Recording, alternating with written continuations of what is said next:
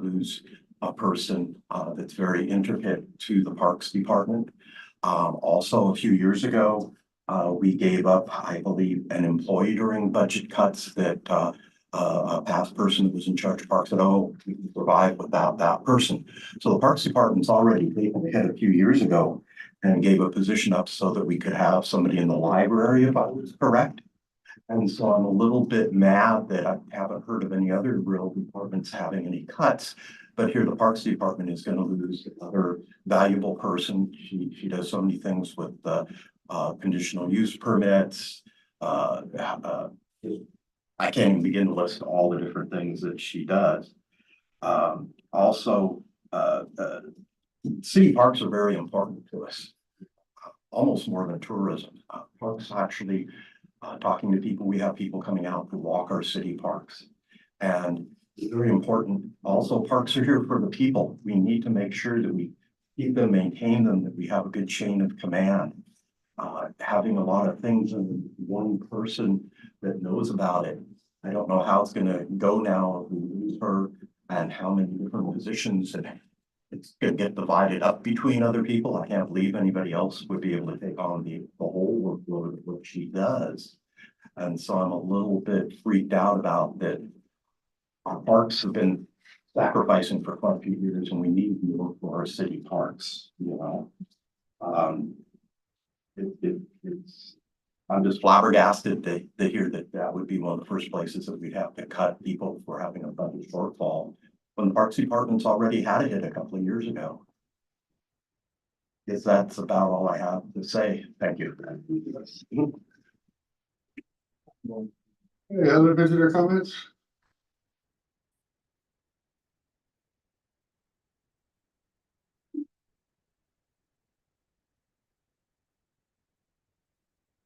They work good.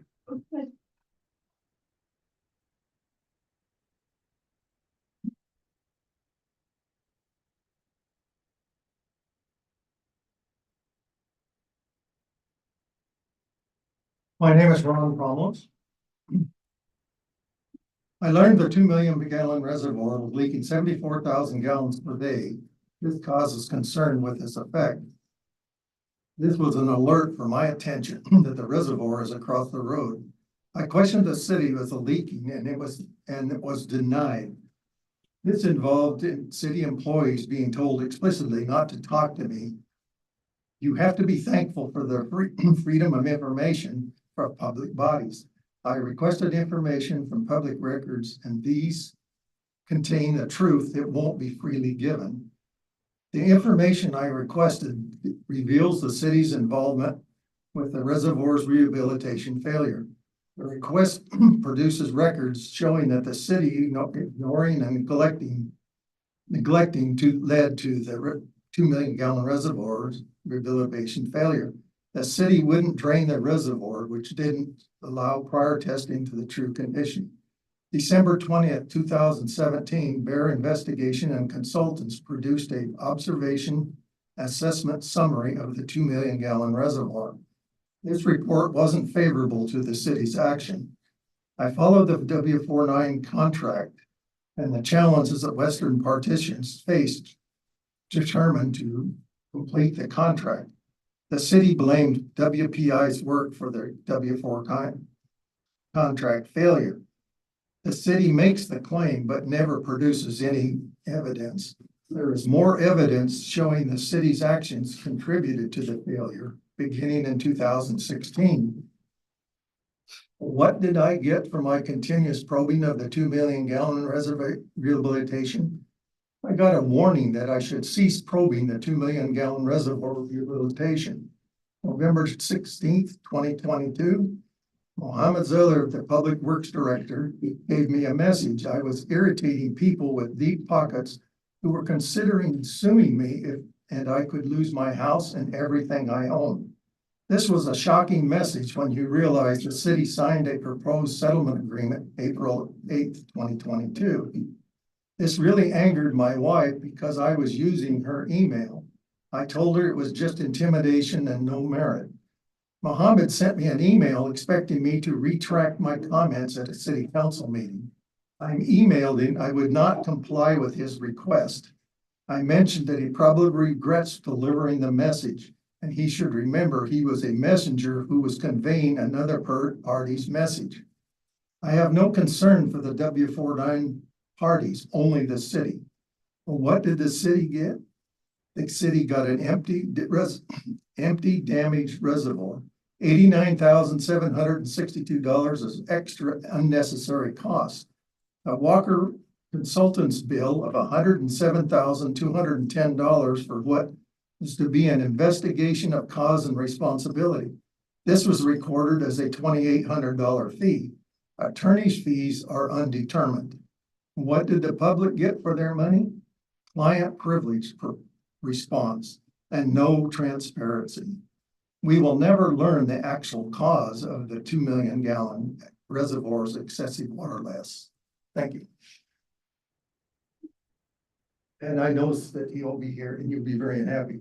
But what I did was I'm giving her a copy of your email and a copy of the email. One day is the mayor, the next day is Mohammed, the next day is Sharon. Okay, good luck with your batches. Hey, other visitor comments?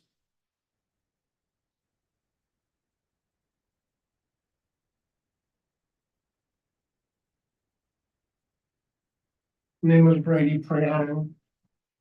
I'd like to welcome you all to St. Helens. Pretty clear that you're all new here, as doesn't seem like you know what's going on. And so I'd like to welcome to you. Also, the person sitting in the back is Tina Curry. She's a tourism coordinator that's hired by the event coordinator that's hired by the city. You know, now that the introductions are over, you have a RFP out that you put down as $100,000 for an event that is close to $1 million. You're not off by a factor of a little bit, a factor of almost 10. It's almost like you hired an attorney who knows nothing about the town or the event to write an RFP. I also find it, I mean, gosh, who would think that you would do that? It's pretty astounding to me that after 9 years, that you don't think that the RFP should have been consulted by the person that actually knows what's going on. You then put a counselor in charge of tourism who has to have it defined for him. And then that person doesn't bother to contact anyone that knows anything about tourism. It's amazing to me. Now you're talking about not even having the event. I'd like you to go and look at Google Leavenworth. They decided that they wanted to move didn't want to have their event to have alcohol. The new city council came in. We all know what Leavenworth is known for. They destroyed their event.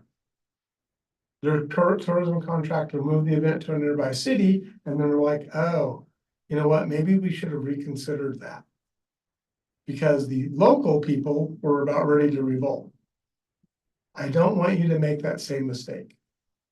Halloween Town is an integral part of our city, and it needs to happen, and it needs to happen downtown.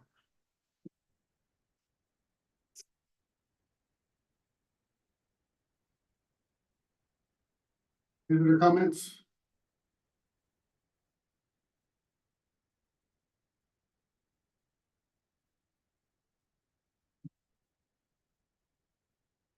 Lopez here. I looked at I'm glad the clock is working before I even got up here, Kathy. I only turn this on when you say your name. I got 20 seconds. Okay, never mind. That's the point I'm gonna bring up. I looked at the packet and the packet has what I said as a report dated February 2nd. We are a number of months behind reports that the public gets. This gets to be important because the new ethics rules say you can't make a complaint about meetings. It has to be done within 30 days. If you don't get a report that's a number of months late, basically we evade the ethics rules. Okay, I've done this before, brought this up, and I've noticed the council has been too afraid to say, hey, that isn't what Mr. Topaz said, and they will approve the minutes.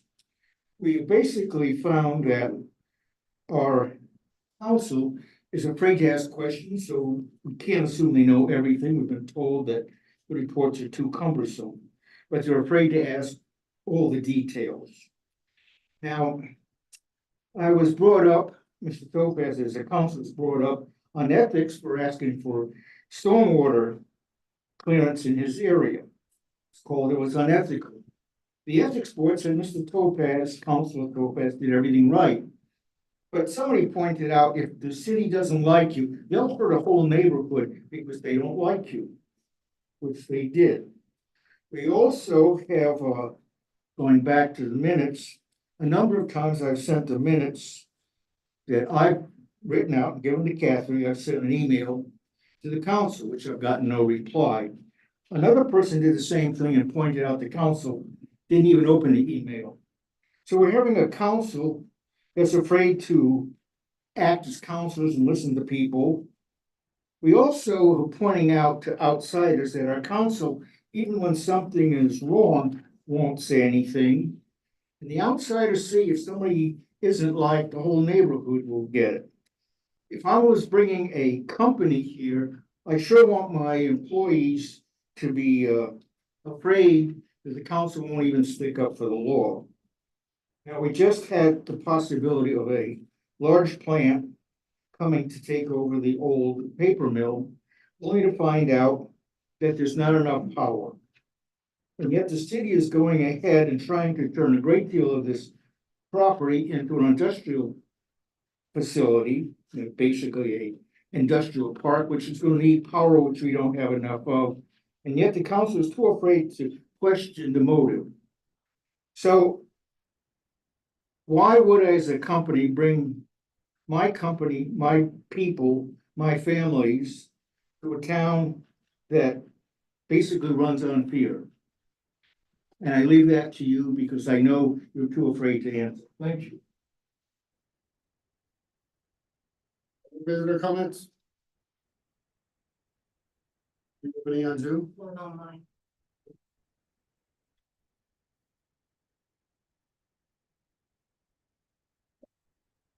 Hey, Zoom, if you want to unmute yourself, state your name for the record. My name is Lynn Pettit. I'm Chair of the St. Helens Parks and Trails Commission. And I'd like to read a letter that I've sent to all the Budget Committee and City Council members. And it's concerning the proposed cut of the Public Works Parks budget.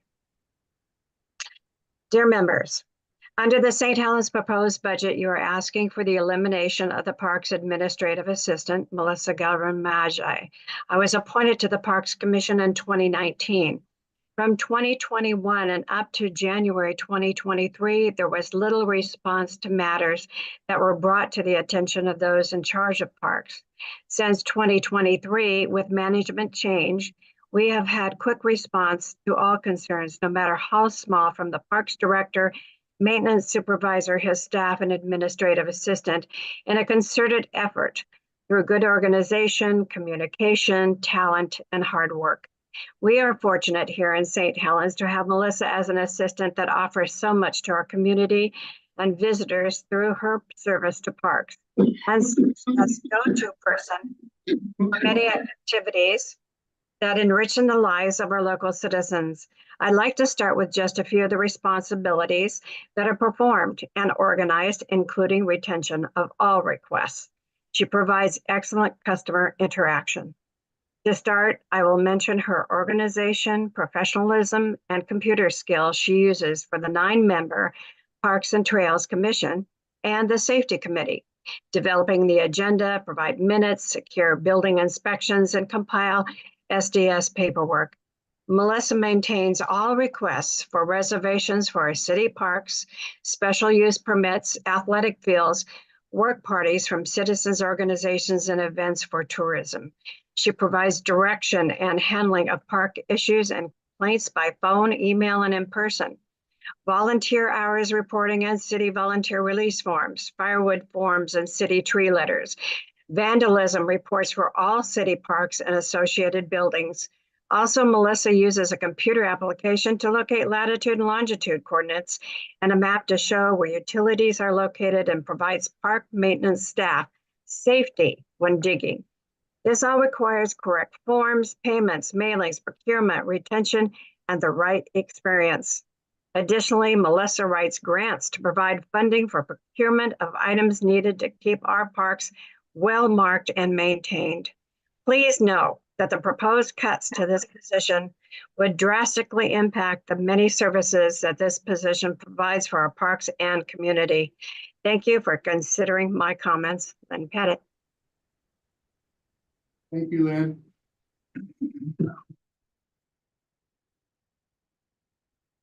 Okay, so we'll go on to our first item, which is Public Works Department semi-annual report. We've been waiting on this for a while. I know Mohammed's had it ready for a while. We've been busy. Thank you, Mr. Mayor, for putting me first. What a change. I am very pleased. I'm gonna have a couple of my team members here join us. Please. It's a very comprehensive presentation, and I think the timing couldn't be any better. It's a complementary to the budget committee meeting we had, and we talked a lot about the great efforts we put in Public Works to stay consistent with best budget adherence to conservatism, right? And get the level of service to be top notch with the resources we have. So we'll kind of touch base on a lot of the projects we're working on. I try to kind of grab one example from every department. We got tons of great things happening operationally and, project management wise, but again, we'll try to get you guys some information based on what we have. So just in general, we talked about the size of Public Works, which is the largest department in the entire city with the largest workforce and budget. So we have these divisions under Public Works, the Water Quality Department, which includes the wastewater treatment plan and the water filtration plan. Engineering, we are responsible for the capital improvement projects, public infrastructure, planning, and project management and construction management. On the operations, we oversee the water, sewer systems, streets, and the maintenance of the city facilities and underground infrastructure. The facilities department oversees the parks, the building facilities maintenance, the fleet of our equipment, and the maintenance of all grounds. And last but not least, safety, which is a critical function of our budget, which I brought Ethan here to talk a little bit to you about that. I think it would be great to shed some light on how greatly he had taken our safety culture from where we were to where we are today. So with that said, we'll kind of start in chronological order based on my plans. Let's talk about the water department, right? Wastewater treatment plant. Some of the biggest project we've been working on over there is the screen rebuild for the headworks, right? What you see in the picture here is the headworks where the screen are located. What does this interesting looking creature does for our city, right? It's a great piece of technology that flushes and remove all the items from the sewer system that should not be there, right? If someone, for example, flush their wife's wedding ring, right? We've seen one of those cut up into the screens at one point, or anything that shouldn't be there, such as, bottles or any heavy equipment, right? This is the system that prevents it from entering into the stream, and we are, constantly monitoring those to make sure there is nothing is environmentally shouldn't be there. So to give you just some of the facts on this system, right? We recently, in this budget cycle, we have rebuilt one screen at the cost of $42,000. Just for baseline, a brand new one of these costs about $300,000, $250,000 to $300,000 to get a screen in, brand new. These systems are really old. Again, we sit together, we meet with the managers, we talk about all this stuff. How can we, work with the city and with the limited budget we have? Do we go seek, these pressure points of $300,000, right? It's a very expensive capital projects. But then finding ways to resolve these issues and solve them with limited budget, I think is a very innovative and creative way to solve problem and help the city overall. They were originally installed in 2010. So again, those are very old. They're not in a good shape. Rebuilding them was a great direction. Aaron Kunders and his team, Tyler and Sam do a great job in that department. I can tell you it's not easy work, right? I don't think anybody want to be near this stuff. Is really not healthy, and it's very challenging working with these kind of systems. So we have completed replacing one of them last year, and we have put in this budget moving forward, another one to replace, and we should be good to go with almost new screens that gonna serve us a life cycle of 8 to 10 years moving forward. When you look at the budget, you're gonna see some of those, annual maintenance, right, costs. This is where this belongs, and similar issues with that, with many other functions that we have. Most recently, we've been working on the NPDES permit renewal for our wastewater treatment in the city. That stands for the National Pollution Discharge with the DEQ system.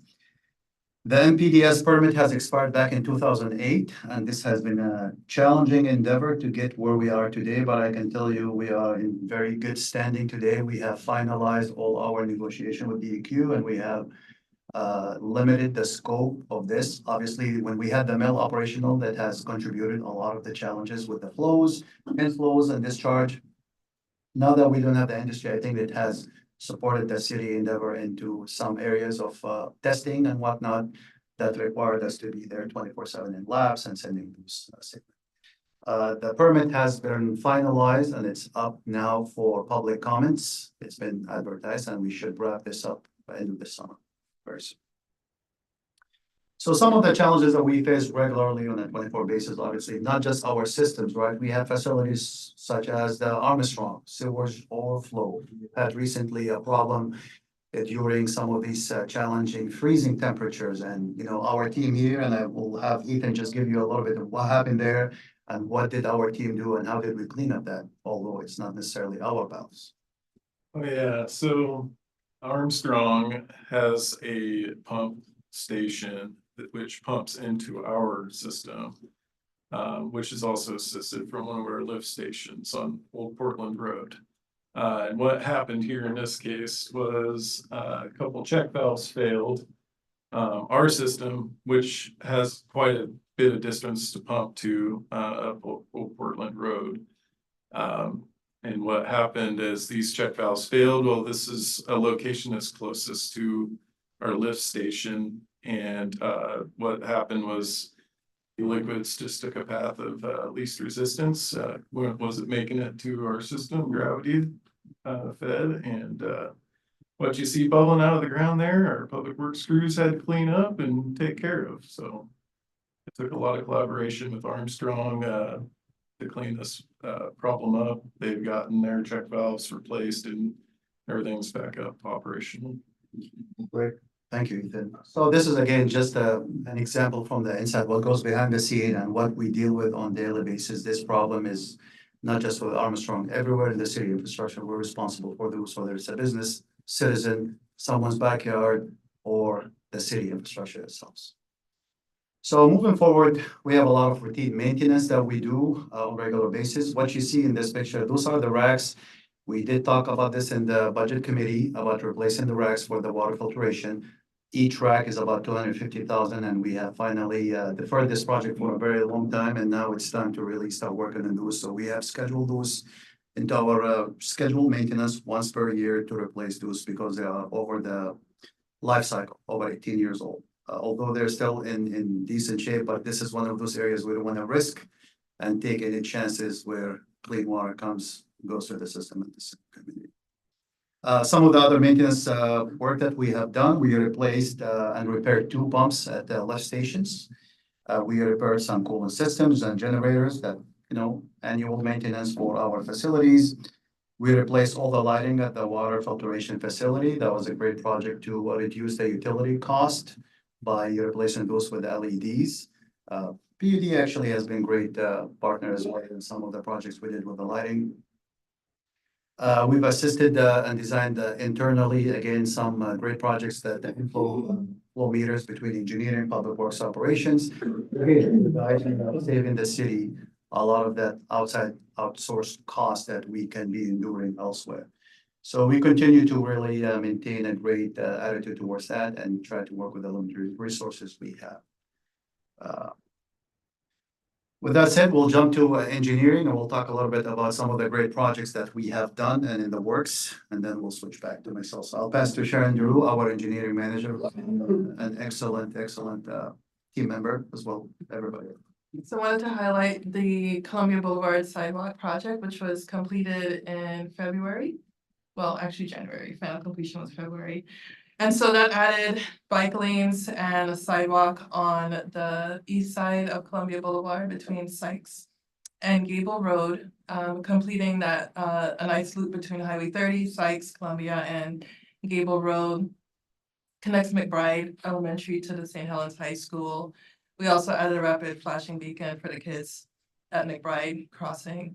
It's kind of nice to see them using it all the time and crossing there.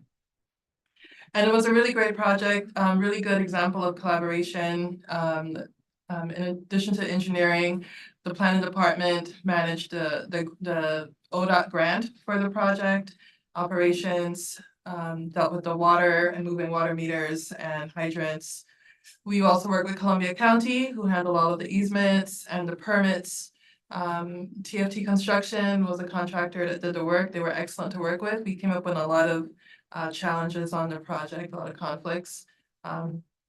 They came up with some really great ideas that saved us quite a bit of money on this project. So that was, it was really good to work with them. The St. Helens High School District. So the school buses, if you remember, they used to pull into that little turnaround on Columbia Boulevard, and that was one of the places they would. So when I talked to them about it and told them that they would lose that access, they were very accommodating. They said no problem and they would find another place. So that was, it was actually very easy to work with them. And then the property owners and residents as well. So this is kind of before and after what that road looks like. It was very, very narrow. That was not a place where, you know, it was safe to walk or ride a bicycle. And on the other side, you'll see, you know, the bike lanes now. That's a picture of the engineering department with a lot of the high school kids when we took them out on a field trip in February. So, okay.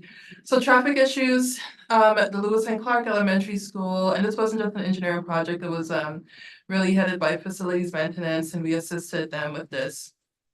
There was a lot of complaints from parents about people, you know, they're waiting in queue to pick up their kids, and people go onto 9th Street and cut over and cut them off, and, you know, so those are those white ballers that are there now, kind of preventing that. We also improved the striping on Columbia Boulevard at 9th Street and cleared that up, and then replaced the signage to be more accurate on that one. So Council Sundin started on this one. We got a call from him directly about a citizen that was concerned about this, and I can tell you we took the call, and he did speak about this a little bit. But we have taken rapid and quick actions on this as we value our schools, and we truly think our engineering team, Sharon, Alex, and our facilities have done a great job of coming for a quick solution and a very cost-effective solution to improve safety and help all the parents not fighting each other over dropping and pickup. That was a fun project. And just so people know, Councilor Sundin is on, he is in the meeting. Oh, okay, great. Yeah, that's for you, Council. To go back to it, I just want to add one more thing with this one. So one of the requests from the school district was adding a flashing light at Columbia Boulevard and 9th Street because of the queue on Columbia Boulevard from parents turning in to 9th Street. And when we looked into it, just the state law, it just wouldn't allow it. You have to have a certain number of crashes, and you have to have a certain number of vehicles that are going through, you know, and queuing up, and it just wouldn't meet the requirements there. I have a question about the Columbia Boulevard sidewalks. If we go back to that just for a second, are there gonna be any anticipated conflicts with the Gable Road sewer improvements? A lot of people are like, well, they just finished that project and now they're gonna tear it all up for how is that? Are you guys projecting any of that? So the sewer, there won't be any sewer work on this new stretch of road, but there will be on Gable Road between Columbia and the highway. So we won't be tearing up something we just finished. No. Okay. There we go. So the speed humps, and this one is on the regular session agenda. So a few months ago, we were directed by council. There was a lot of requests from residents for speed bumps in their neighborhoods. We didn't have a policy or any, real standardized way to deal with that. So we've been working on that for a while. And we've come up with, not just the ordinance, also we had it been reviewed by the police department, the planning department, operations, and make sure that everybody's on board with it. So we've got that on the tap. And so the standardization is one of the things is that they're gonna have to submit a form. In terms of the street functional classification, we'll only allow speed humps. And I wanna say speed hump because there's a difference between a speed hump and a speed bump. Really? Yeah. So the speed bumps are those like, you've been in Safeway, those little Safeway parking lot, that's a speed bump. And so what we're looking at here, in the picture is actually called a speed hump. It's much more gentle, it slows cars down, but you won't get that jarring effect and it doesn't damage cars. And so that's what we're proposing to do is the speed humps and not the speed bumps. Yeah, I know you started to talk a little bit about classifications, then you got sidetracked. So the street classifications, one of the things in the ordinance would only allow for speed humps on local residential streets.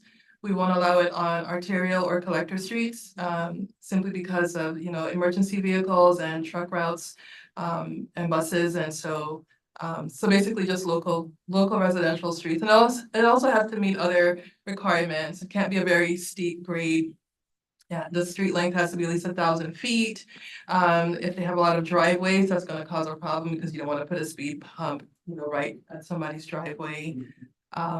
Also, the majority community support, we will be requiring them to get signatures from at least. Cause if one person decides they want to put it on their street, I could see the 20 other neighbors being very upset about that. Yeah, so we covered that, so they have to get at least 75% community support for the speed hump. It could be anyone in the city though, or No, like in that it has to be, so basically, when we get the application, we will look at it and see how far the speed bump would affect an area, and then it would be basically that area. It's a very comprehensive policy that it spells out all the rules and the laws, number one, and what qualifies and what doesn't, and what's the process if we do get a request, because we do get those a lot, and right, some streets, emergency management, you can do street plows, public works operation, I mean, it's gonna depend, right? But now we will have a very solid mechanism in place that will have a great process of tracking this from A to Z, and then it will require obviously approval from city leadership before we can move forward, but we have a good framework in place. I have a hard time, with people that don't understand the collector streets and, they want their speed reduced and you can't even reduce the speed there in a collector street, it's my understanding. Not usually, you can, but it just wouldn't be a good idea to reduce it. Yeah, I mean, it's at 25, so, I mean, you wouldn't want to go lower than 25. collectors are what bring everybody out, that's why they're called collectors. Exactly. It's continuous across the street. The speed humps, it would be, Have you seen the new design where they actually start and stop? where they have the gaps. Yeah.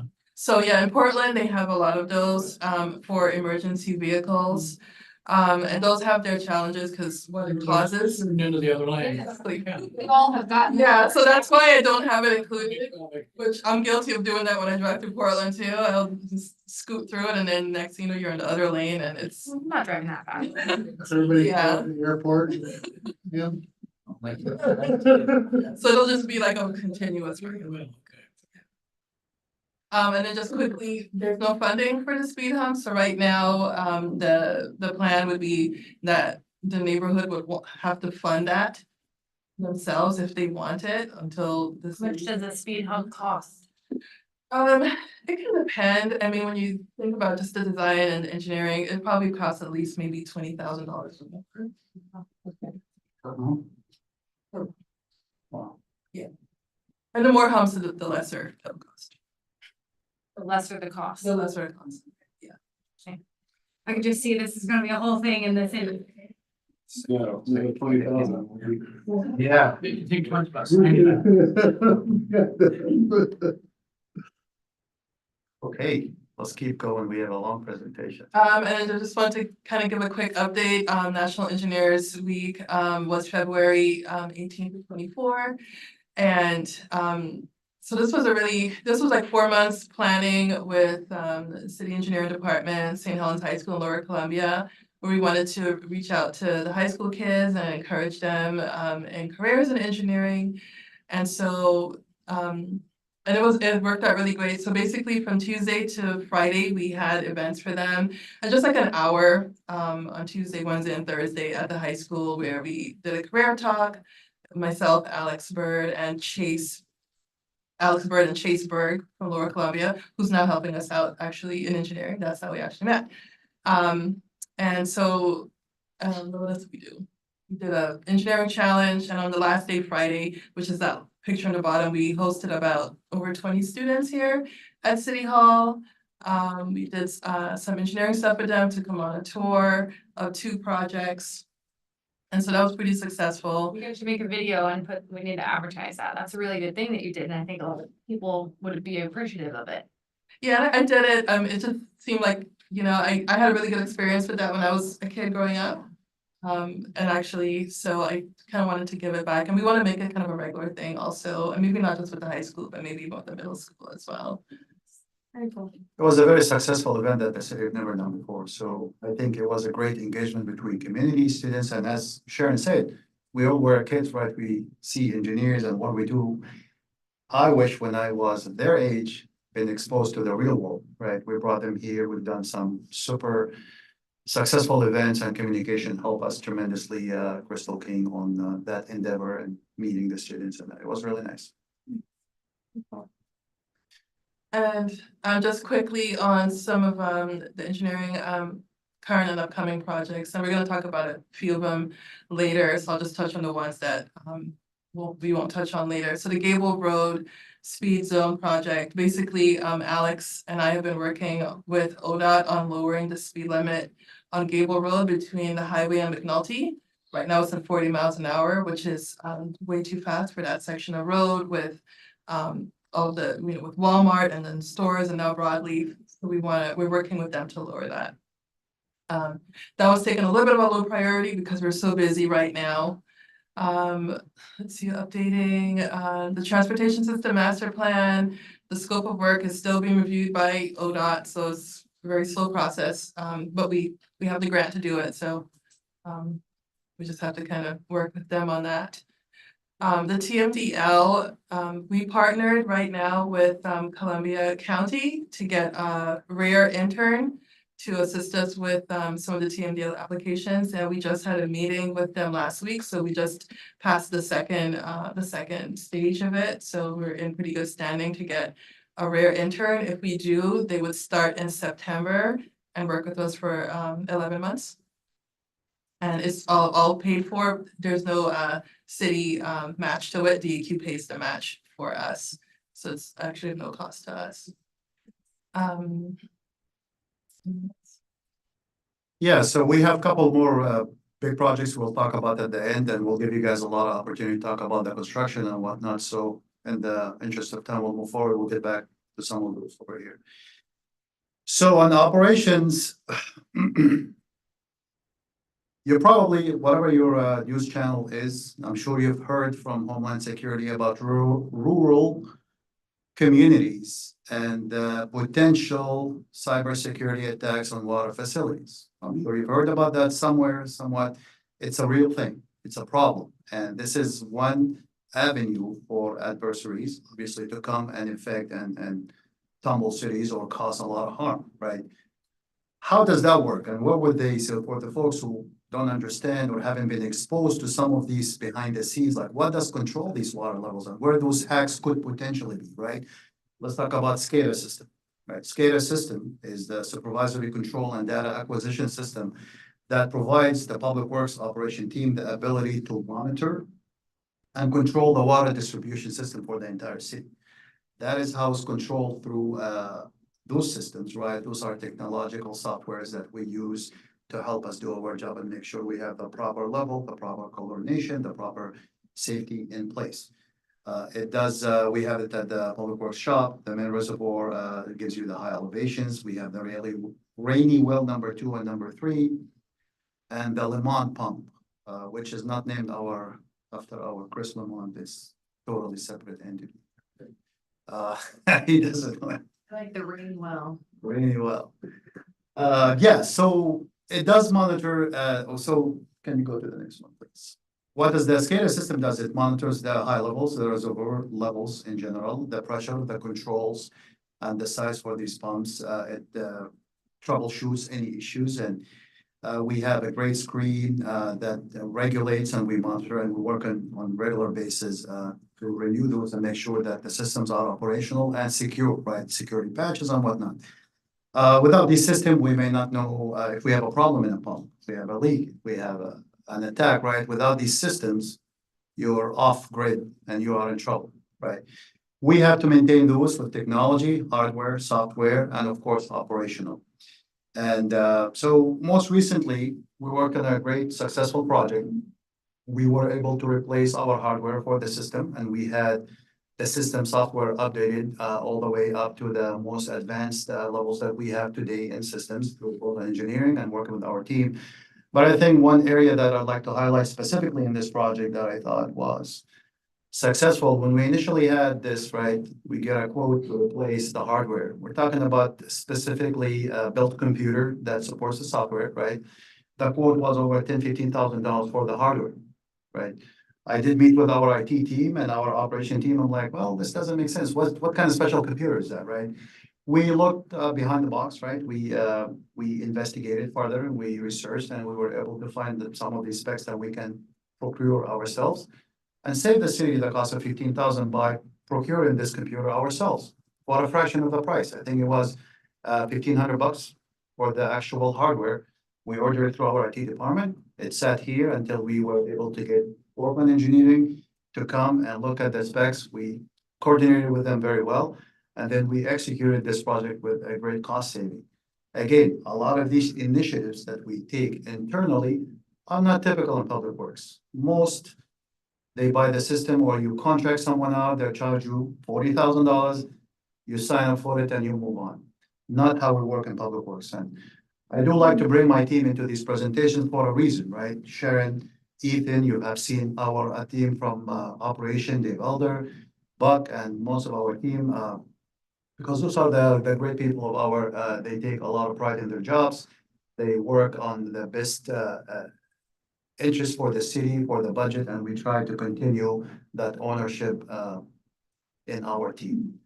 So with that said, you know, we replaced the SCADA system and it was great, successful. We are in hopefully good shape and not worried too much about being hacked or compromised anytime soon. So moving on to facilities. Facilities, so again, you guys all heard about our talented Roger. He does a great work and this person works too hard sometimes, in my opinion. So we have this shed that was in a very poor shape. That doesn't, not how it currently it looked before.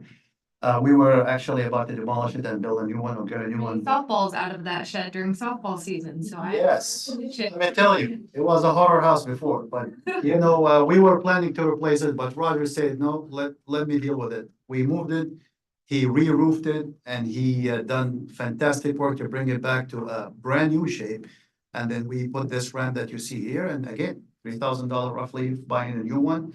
We resurfaced the one we have, and it's been working great. And again, it has a lot of probably good history. So thank you, Roger and Buck, for making this happen. During our budget committee meeting, I did mention this very specific project and the rebuild of the flusher truck, right? We talked about a brand new one cost in the low of $650,000, if you recall. These are real numbers, Mr. Council and Mr. Mayor. Those are some serious stuff that we're working really hard to do. And again, it has a big value to help the city, to help other departments, to help the budget, because we don't take them lightly, right? $650,000 for something that is mandatory. We must have for, you've seen the emergencies, the snowstorms, right? in order to keep these streets functional, we have to have these equipment to run the show. Without it, we just cannot do it. Instead of, again, going by and I sat with our facilities team, I talked to Buck specifically, who has done a fantastic job ever since he was promoted to his role and took this job very seriously. And, we kind of look back and forth at all our options. What can we do? I mean, 650,000, I can tell you, we cannot afford it today. If we can, then we're gonna have more obstacles budgeting for annual maintenance, for doing other stuff. So we have made a lot of calls, we have met with a lot of professionals, and we talked to a lot of technical people, and we looked at leveraging our also mechanic, Brett Long, fantastic resource, has been great to help us navigate some of these challenges. And then we were able to, find a good plan to rebuild this entire truck for as limited and little as $42,000. I think this is a major success. 80% saving into buying a brand new one, and this will actually get us almost a brand new truck that will serve us for the next 8 to 10 years, just like the screens you've seen. We don't have to do that. We're not, again, our team are working really hard to find ways, innovative solution, good leadership to make these changes in the city. They are significant. So far, we're talking about over $1 million just in these kind of projects. And this is few example of many that I cannot share due to the time constraints. Another great request that came in not too long ago was the senior center lighting. The parking lot was problematic with the lighting, is unsafe for our elder community, and we have went there and we have reviewed the site conditions internally without securing any other resources, and the team came up with a great plan by leveraging these solar panels to go on top and power this entire parking lot without, again, hard wiring or getting a special electrician to permit and whatnot, and it was a great successful. We had a lot of very nice compliments from the senior citizen.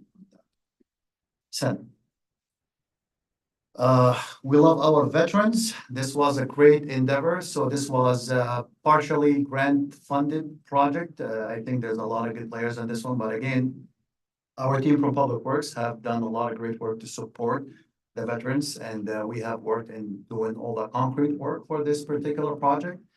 And the pole that you see over there, that was a wonderful endeavor to show our community commitment, our support to our veterans, and making sure we do everything we can here to help out whenever we can. So moving on to safety.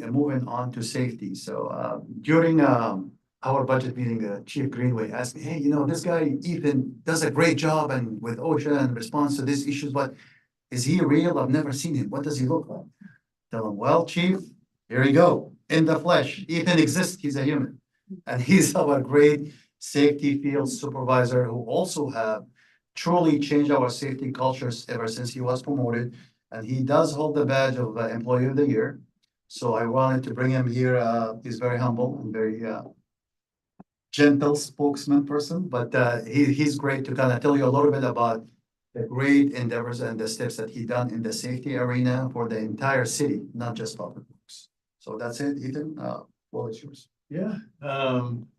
So one of the projects that we wanted to do as the safety committee, we wanted to replace our old AEDs. Currently, we had you've probably seen them. They're in the orange bags. They were 15 plus years old. And just to keep maintaining something that old just was getting kind of expensive because the internal batteries were special, the pads were expensive. So it kind of made us look into the newer style AEDs, which we came up with these Souls.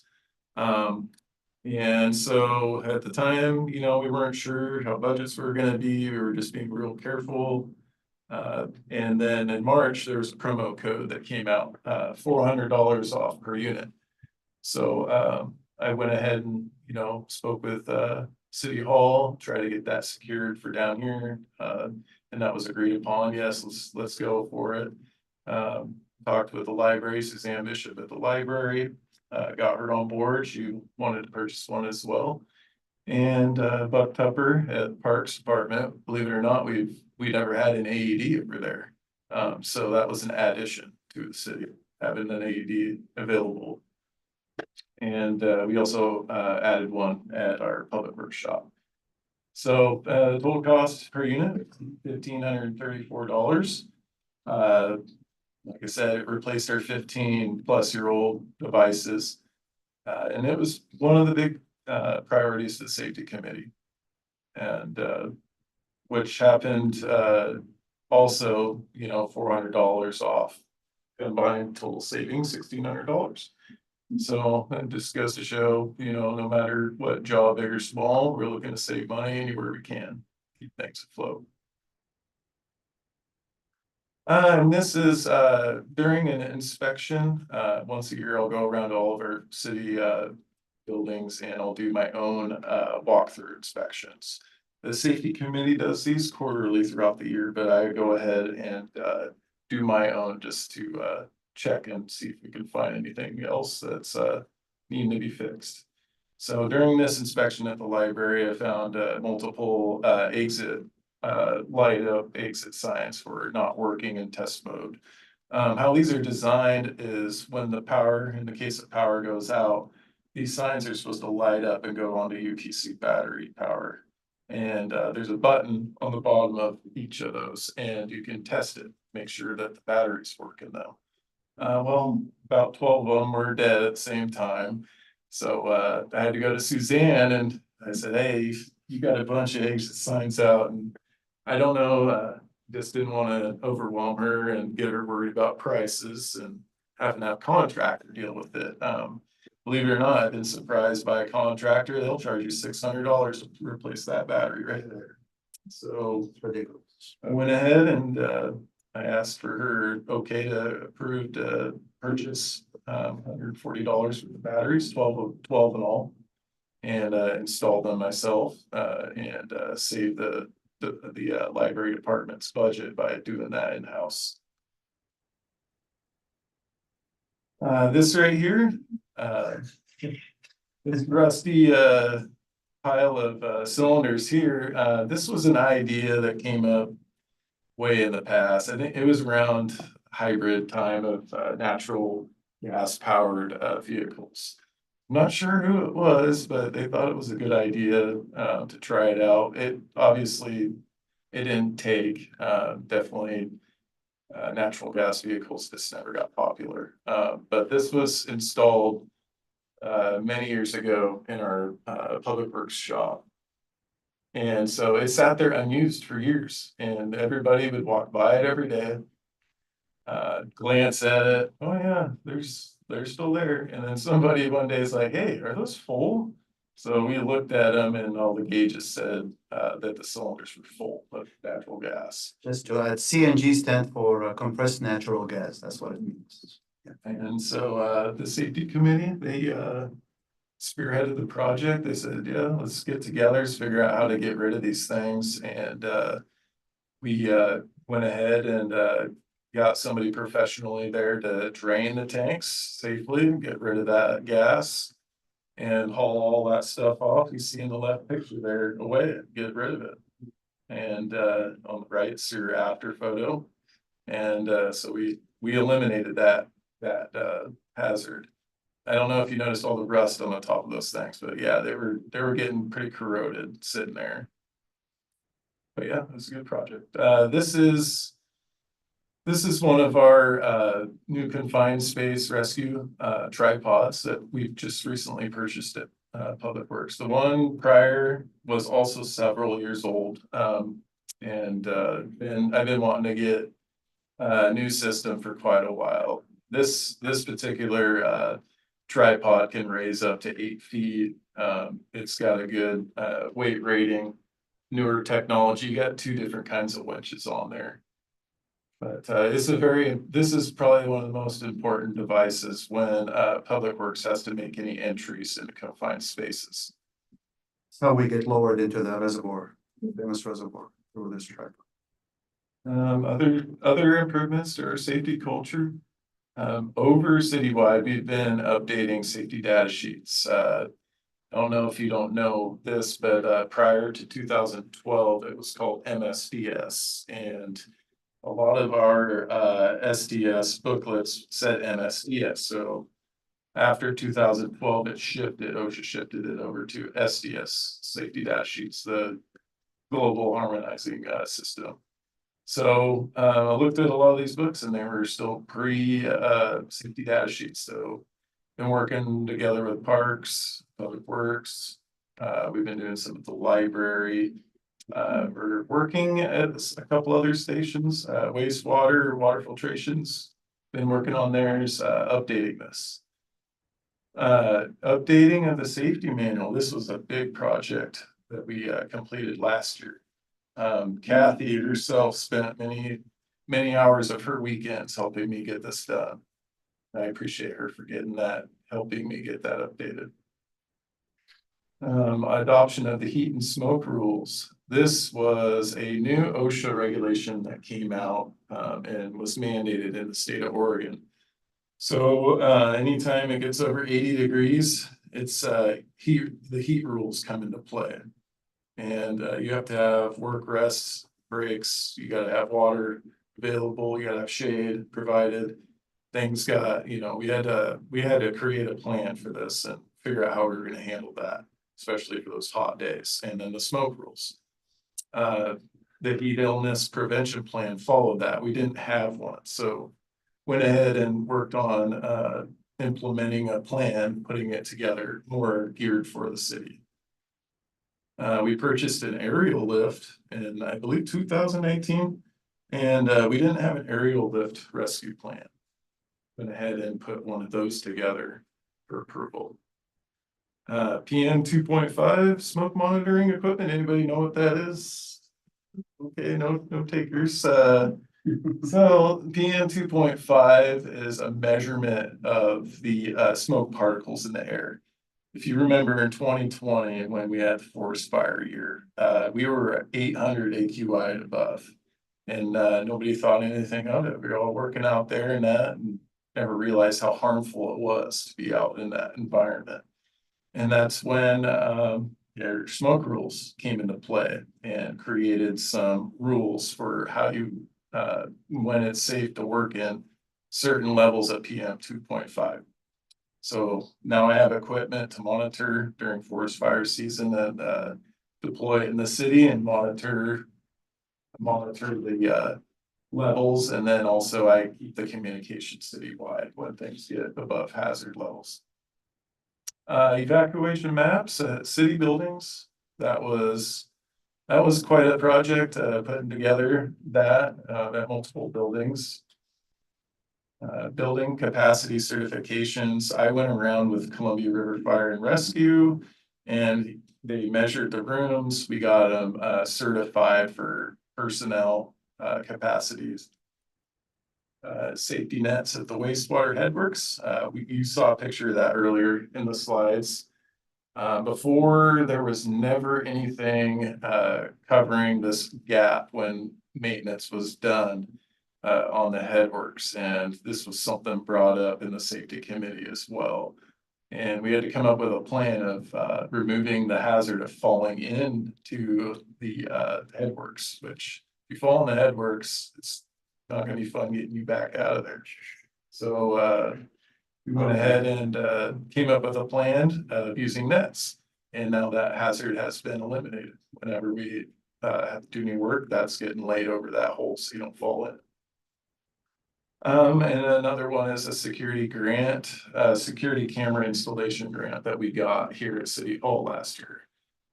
And over $5,000 of that was grant funded because of the safety committee's involvement. So that was cost savings.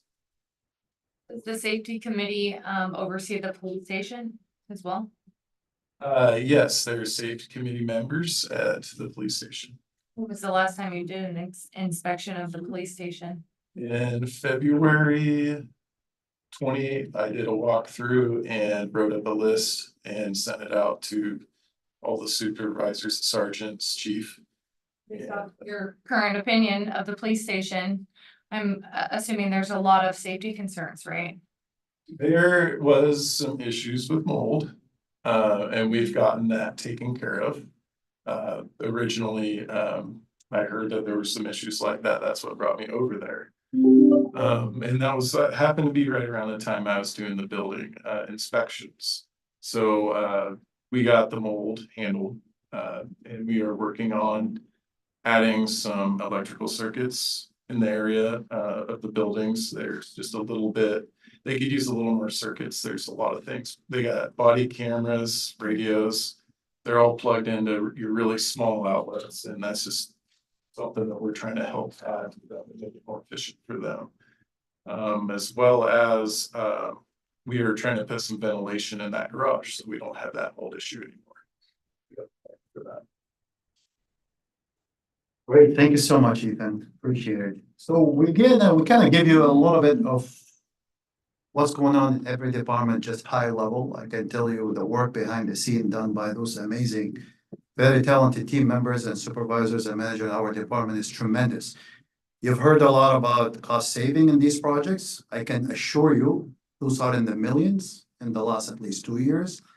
In addition, you've heard the word grants a lot through our presentation. We brought also millions in grants. So today, our budget could be easy in Public Works itself, 2 to 3 times what it is today if we're not doing this work. Just so you know, the great and amazing value we bring to the city through our great leadership, through our support, obviously from council and whatnot. So last but not least, they kind of give you a heads up on what's going on and what's in the works, right? The 2 major projects on the waterfront that we are handling today in engineering and public works are the road and utility extension and the South First and Strand Street and the intersection over there as well. So what's happening with these projects where today we're working in the joint utility trenching. That's a lot of digging underground, electrical services. We are almost 85% done with the Calais Circle, which is a great kind of landing areas that's going to be there. There's a lot of paving, a lot of streets, alignments, sidewalks, landscape, hardscape, underground utilities. There is vibration monitoring going on here because of the salt rocks we have and whatnot.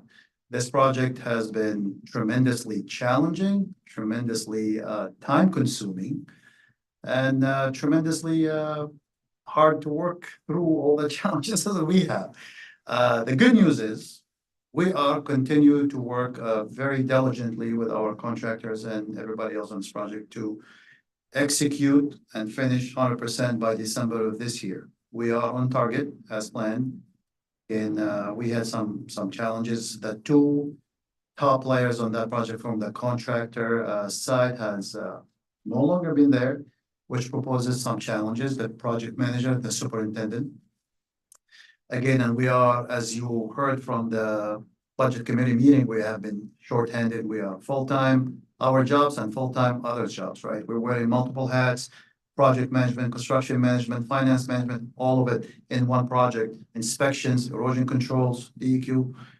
We can go on and on. It's been a tough project, but we are committed to deliver the best of the best for the city, and hopefully by the end of this year, it's a new leaf, it's a new page. One of other great things are in the works and actually slated to be done the end of this month is the McCormick Park pedestrian access at Old Portland Road. This was a project request that came from leadership to create for Citizen Days at the park, and also for future potentially events at the park. So we have worked on signal changes, which was not an easy. We had to go work behind the scene to adjust that signal timing for crossing. We haven't done it, but we found a way to do it, right? I know Yes, Alex we have do. connected and we have a way to adjust the timing of the Yes, we signal. do know how to do it now. Okay. We have to, Like, right, how old is that stoplight? I didn't, How old is that stoplight? I have no idea. It's like- Someone told me they want to buy it or something when it's done. I'm like, I don't know if you can do that. But right now the timing is very, we would have to, so basically the timing, we're gonna have to lengthen the stops. So to give people time to cross, but before we do that, we're gonna put out some communication, with Crystal and then probably, with, the Chronicle as well to let people know about that change. Yeah. So I will let actually Sharon talk a little bit more about what have we done so far and how far are we left. I think the biggest one that I'm aware of was the signal timing. I know we talked to the Public Works. it was an issue how to adjust that walking distance. Because the stretch is long, right? Currently, the way it was set up. Did you walk across it? I wasn't here, but I know Alex, were you there? Yeah. Okay. Yeah. Yeah, I wasn't there, but Okay. they did bring someone in to show the team how to do it because no one knew how to do it. I'm guessing probably only Neil Shepherd probably was the only one that probably. The other things that we're gonna do, you can see it's kind of tiny on there, but do some striping to kind of delineate the parking spaces a little bit better. Stripe across for a crosswalk, put an asphalt ramp on the north side of Old Portland. And so far, we've kind of cleared out that space, so we're gonna make it about 10 feet wide so people could walk in there to get to the events. And then put some additional signage specifically on 18th Street where people turn right onto Old Portland because they tend to just shoot right through there to alert them that there's a crosswalk there now and that they need to stop and look before they cross. And so right now, this is all being handled in-house with engineering and operations. And when you think about it, that's an area that needed a crosswalk anyhow. Oh, absolutely. Yes. Yeah. So I mean, this is like a bunch of different folds of benefiting the city. It is a critical intersection, I would call it, yeah. It's very busy. It's a center kind of major access to the park, you know, to the industrial business park, to the city hall downtown. So the intent is, of course, this is permanent. And so the only time it's gonna go away is when we do the roundabout area. Great, the famous reservoir. Sharon? My favorite topic. So the reservoir, we wanted to kind of give you an update and then also get some council direction on moving forward with this project. So right now, we're at 30% design for removing demolishing the reservoir where it is right now and replacing it. The costs have more than doubled on us. And so with the design build, so our design costs are locked in, but the construction cost isn't. And so where we were looking at roughly about $4 million or less, now it's almost $9 million. Which we don't have. So one of the questions, well, and then, so we've been working really hard with Emery and Sons and Callum. They've been actually very reasonable. Looking at all different kind of options. It doesn't bring down the cost very much. We also asked them to look at putting in an HDPE liner system in there, leaving everything in there and bolting something in there. They're not comfortable doing it. They believe that the underneath the reservoir is undermined because of all the leaking, and adding additional weight in there is probably gonna end up failing. And so the question now is, do we want to move forward and complete the design for a new reservoir at this location, which is for a 2.5 million gallon reservoir, and complete the design and shelve it until we get money? Or do we want to basically abandon the site and start looking at the new location to build a larger reservoir according to the master plan, which is, I think it's either a 4 or 5 million gallon reservoir, basically somewhere on Sykes Road, and that would entail purchasing property, and it would be a much longer process. And just to add to Sharon's comments, we are working very hard behind the scene also in securing grants. So we have already put applications for up to 5 million with the federal government. And, you know, I think talk to John about this and see if we can push some internal stakeholders that we know we can reach out to, but we are working on funding. And that's a big problem for a lot of cities. It's very expensive projects, reservoirs. And we're not just settling for what we have. We are trying to get funding as much as and as fast as we can. Yeah, because John and Jenny already submitted for, was it 4 million? Yeah, there was two grants. No grants. Yeah, and then I'm also looking at an Oregon Water Resources grant for an additional 5. So if we get all of them, that'll be about almost $10 million, which would cover that. So putting a brand new reservoir at the current site, is that reservoir sufficient for the population that we have? If at a brand new site, it would be not only sufficient, but it would Not cover. like a new site, but you said we had 2 options, right? putting a brand new one in, it would be the same size because of the lot of the land. It would be slightly larger. And it would get us out of our storage deficit. So right now we have a water storage deficit of about almost 1 million gallons. So it would get us out of there. But we would still eventually, within a 20-year period, still want to look at building another reservoir. Well, I know that we've looked at other sites and we've had geotechnical issues with slides in the Sykes Road area. We have looked at that, particularly the Cascade, the Boise property out there. So I would like to continue to work on this site. That's fun. Yeah. I think it's So you're saying we need to continue with the design to get it up to cost effective. Well, I don't think we have a lot of choices right now. I think we're gonna have to shelve it. We don't have the money. I don't know Well, what choices we have. Okay, so we'll move forward with the design and then we'll just shelve it basically until we get the funding and then proceed in building it. And it might not be that long of a span. I mean, we're actively looking for the money. We're at 30% right now, right? So how long are we anticipated until we have it designed complete? The design is probably gonna, if I give them direction to continue moving, we'll probably have final design probably mid to late summer, if not sooner. Grants would cover how much? We have some funding already in place for that now. But We have about 1 million, a little over. That's all we have is 1 million right now because they'll we get were, us through design. we were supposed to get the 2 million from Senator Weber and that fell through. Yes. That was one of the big problems with them. We have 400 for land acquisition now. If I'm wrong about that. I think we used to. Yeah, it was in the budget for 3 years. I don't know if it's 400, quite that much. Yeah.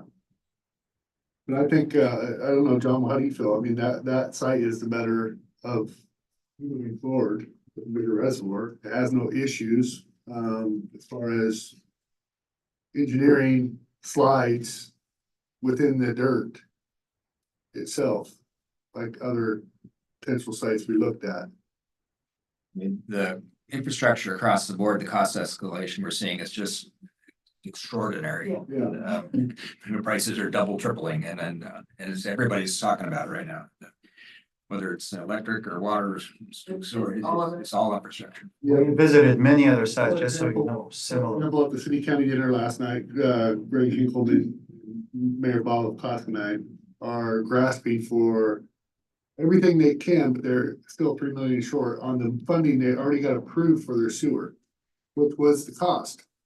Yeah. At the time. So now they're really further out of touch, grasping, right? yeah, because they're have the funding, but they have to get close the gap, so it's. You guys can't build a reservoir for us, right? All these other things. Well, we've been working on this very, very, very hard, full-time since I got here. And, we successfully made a lot of great achievement, as you already know, recovering the costs and whatnot. But then, moving on to a new system and just the topography of this, it's 100-year-old reservoir. It's past its shelf life, right? Yeah. Underground, there is more work to be done there. And then you have a very tight space with another 2 million gallon next door on a higher elevation. You start messing with this one. Are we screwing up with the other one, right? Do we want to take a risk by digging and, so it's really a challenging project, but, we continue to find and try to find innovative ways to get it done. And now that we have some direction from you guys, we are able to continue the path. The nature of construction costs have gone up, like John said, in everything, All so. the other projects, Every right? project. Playground and a stage and. Ideally, we'd like to look long-term, full build out, what's the maximum we're ever gonna need to that standard. And, that's probably the best path. Yeah, but we wanted to give you an update, just to give you a heads up where we are, what we want to do, and now how we're moving forward. I appreciate you guys looping the council into that decision and just Very important. keeping us informed about those things. Great, and I promise you, thank you, Kathy, for bearing with me. This is the last slides. I told you, my presentation is usually very long details, and this is just half of what we can present to you. Anyway, so sanitary sewer capacity, on a good note, We have secured $2.5 million for the entire full design from A to Z for this massive project that we are starting here. We started in March this year. Again, many good players. John was a great supporter of this getting. To the three pieces. Correct, many basins, and we can talk in more details, but I think we've kept you long enough here now to dig into the details. But we started on the survey currently now is in process, right? So you already have your answer, Council Chilton. We're not gonna affect Columbia Boulevard. Making sure, I think, I have faith that you thought about that, but those are questions that we received, You know, so. funny that we're gonna question, chance to talk about that. it's a good question in the lieu of the First and Strand. What we're doing with the underground is the same exact. Yeah.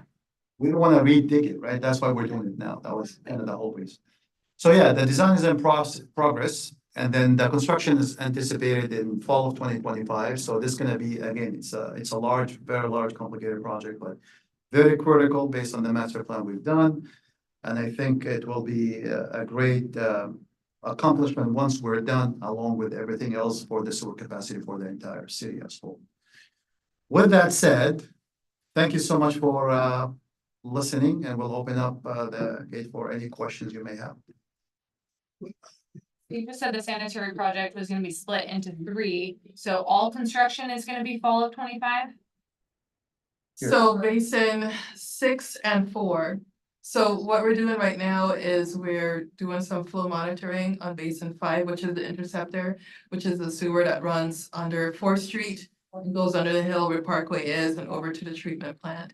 And our hope is with the design, if rerouting basin 4 over to basin 6, so basically all the middle trunk, basically everything on like Tualatin and 16th Street and all of those areas, basically taking it over down to basically Umatilla, the sewer line down there, that if we take that load off of the interceptor, that we wouldn't have to do anything with the interceptor for a few years. So for sure, basin 4 and 6 and maybe 5, depending on. Where are 4 and 6 again? So basin 6 is basically the Gable Road, Port Avenue, Castor Road, that's all basin 6. And basin 4 is everything kind of like from the library going down Plymouth Street, 18th Street, Tualatin, Cowlitz. And so all the way down to basin. under construction at the same time in the city. Making sure The design, all that, yeah. because that's gonna cause a lot of issues with the streets. So what about the basin 6? Is that Sykes? But yeah, basin 6 is Sykes as well. So we know we have development out there that could potentially happen. Why are we not trying to grasp for that one? Well, let's take a step back. First of all, we're doing the design now, right? Yes. The design for all 3, Yeah. right? We're fully designing that, and then we have the option. Let's not speak in the future because we don't know what's gonna happen tomorrow, but the idea, we have full design, we can tackle any, all, part, partial. And we'll get to that decision once we are done with the design, right? Because there is a lot of other projects happening, so we don't wanna tackle 2 or 3, or it's gonna depends on how do we, but we secured the funding for 100% design, and then from there, we're also gonna seek funding for construction and see how can we play that sequence once we get there. The reason why I asked is just because, as you know, those are very busy roads, so Yes. it has to happen. We have to do this, it's critical. But we just gotta think it through because the whole city is gonna be just, you know. And I think I understand, so you're. You know what I'm trying to say right now. Would most likely have one contractor, and it's not likely that they're gonna open up everything at the same. Okay. So even if they get awarded the whole project, it'll still be a schedule where you I know do. what you're saying. It's like a unfortunate thing, like what happened at the library with the exit signs is the batteries all run out at the same time because the place was built and brand new and they either got replaced almost all at the same time. Maybe they've been replaced once already. But that's same with the pipes in the ground. Yeah, the good news, we'll have obviously a great coordination and communication efforts with the city council, obviously, once we get there to get direction, how do you want to proceed, and we'll lay out everything for you from A to Z, and then we'll decide. Any questions? Counselor Sunday, anything? No, thanks for all you do, guys, and thank you for always being so responsive. Whenever I've had a question or a need come up, something that somebody's asked me about, you've always been right on top of it. So thanks for all you do. But in the essence of time, I also want to actually skip to number 3, because I was actually in a meeting yesterday morning with MEI, myself, John, with Mohammed and Sharon and the contractors. Jenny Dimshow, our communications. And was able to sit through that whole meeting, but I asked a question about our downtown area for later September and October. Because we have such a huge economic boost that comes through that time of year, you know, millions of dollars. The contractors totally understood. And we're willing to look at the areas that would be affected and work with Mohammed. And Mohammed's gonna reach out and make sure that internally we have the areas identified that because it's towards the end of the project, potentially they could schedule around those areas for Halloween Town to happen down here. It wasn't completely a yes, but it was like, yeah, we sounded pretty positive, correct? Correct, yes, I did actually, post our meeting, I did call the general manager and, the higher ups at the company and emphasize the importance of Halloween Town to the city, to the businesses. And I have conveyed our, desire of what what we'd like to have if possible. And, we are working currently, they did ask me for a potential highlighted area in the downtown district. Where would you like to have? What would you great to have and what is absolutely must have? Exactly. So I kind of like have 3 options, so I'm gonna get back to them and forward this information for them. And they did promise us an answer before our next council. Yes, so that's why I was just Great. bringing that up now, that we're not making any decisions, but we'll have a lot more better information for our next meeting. And I can tell you, they were positive, and I think they do understand the importance of Halloween Town to the city and the businesses. And they are going to work with us as best as they can to come up with potential options that is feasible in the city. And of course, working on securing the areas of construction that is gonna be, near or close to where it's supposed to. So I think what I took from that meeting and conversation is positive. I think we have a path forward to have an event with maybe a limited scope or medium scope versus the overall. So that's gonna take coordination as well on the contractor side and the events coordinator to make sure that we both understand the areas of potential population visiting. So Correct. And that will be a change order. Yeah. You're messing with the contract. hopefully not. I think the biggest thing is obviously they don't want to deviate from the completion date because that could also propose a lot of challenges for them not meeting the deadline by December, right? Does this impact their work or can they work around? That's where we're looking. But again, they were positive. I think they were willing to work and hopefully no change orders. And I also think that the conversation, I understand we're not wanting to have it today, once we have more information, but the conversation should circle around, moving some of the events, keeping it in the square, but shifting some of the events up here a little bit too, because we do have the ability to be a little bit more flexible with an event like that. Yeah, the So- park won't be available. Well, of course, but I mean, like any of these streets or anything, so. The bathroom would be nice to be able to be utilized, not just for this event, but for, so. And I will say, I watched our team at work yesterday and I was very, very impressed with everybody that was at the table. Particularly Sharon, and how she holds contractors to the scope of work and, that, that was pretty impressive, Sharon, so kudos to you. Yep. So. Keep the money in our pocket. But, so that's why I just wanted to, in the essence of time, wanted to get that number 3, rescheduled for next meeting. Okay. All right. Good work, Mohammed. Thank you. Ethan. Yeah, Nice to see you, Ethan. Yes. Thank you.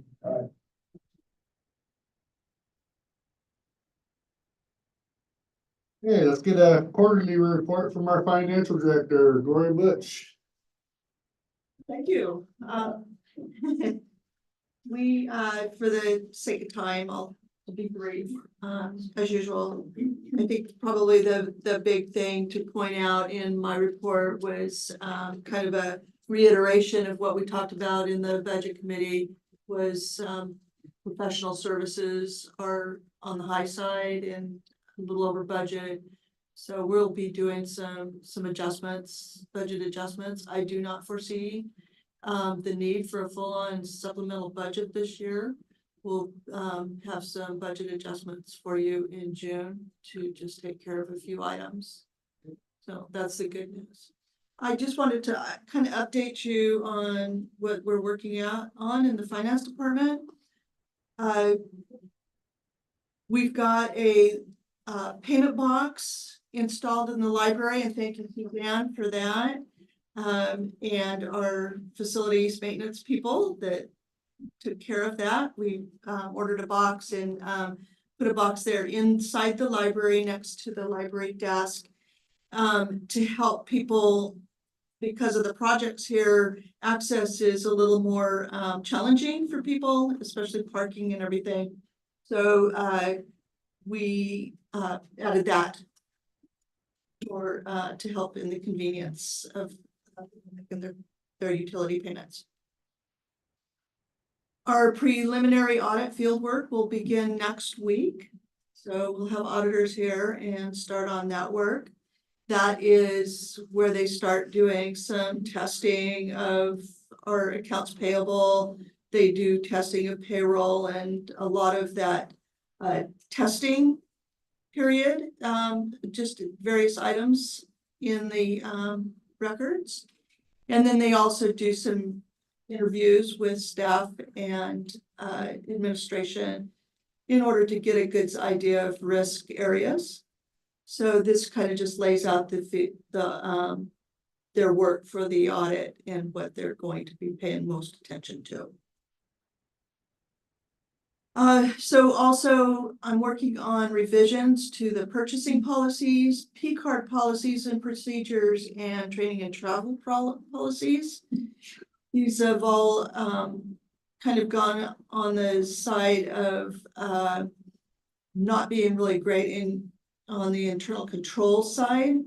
And our auditors have pointed out that we need to make some improvements. And I absolutely agree. There's some things that need to be fixed. And so I'll be reviewing those draft changes with our department heads.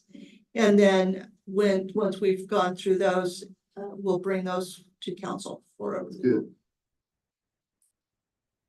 And we tentatively will go live for the express bill pay payment.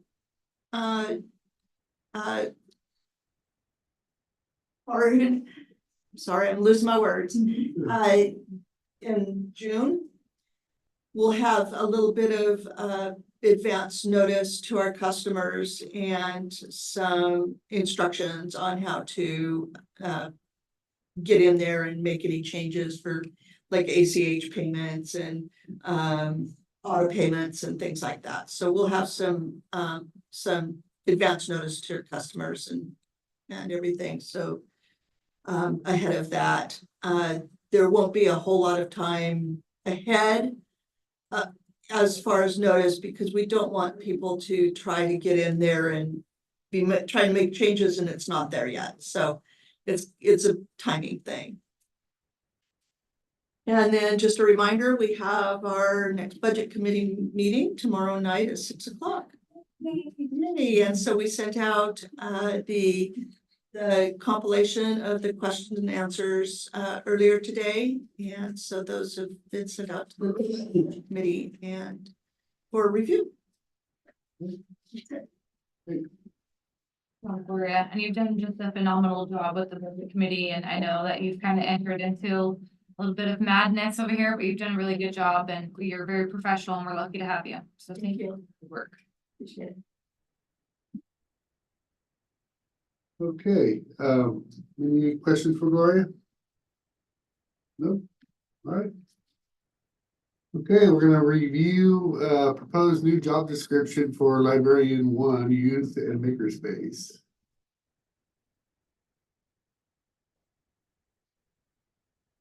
So the job description's in your packet. This is a change from having it's actually a consolidation of the duties of the makerspace technician and the library 1 youth librarian position so that they can cross over the work part-time and Pretty self-explanatory. yeah, Yes, basically that's what. take them both and kind of combine them.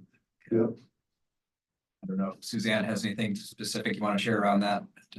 Just might be helpful,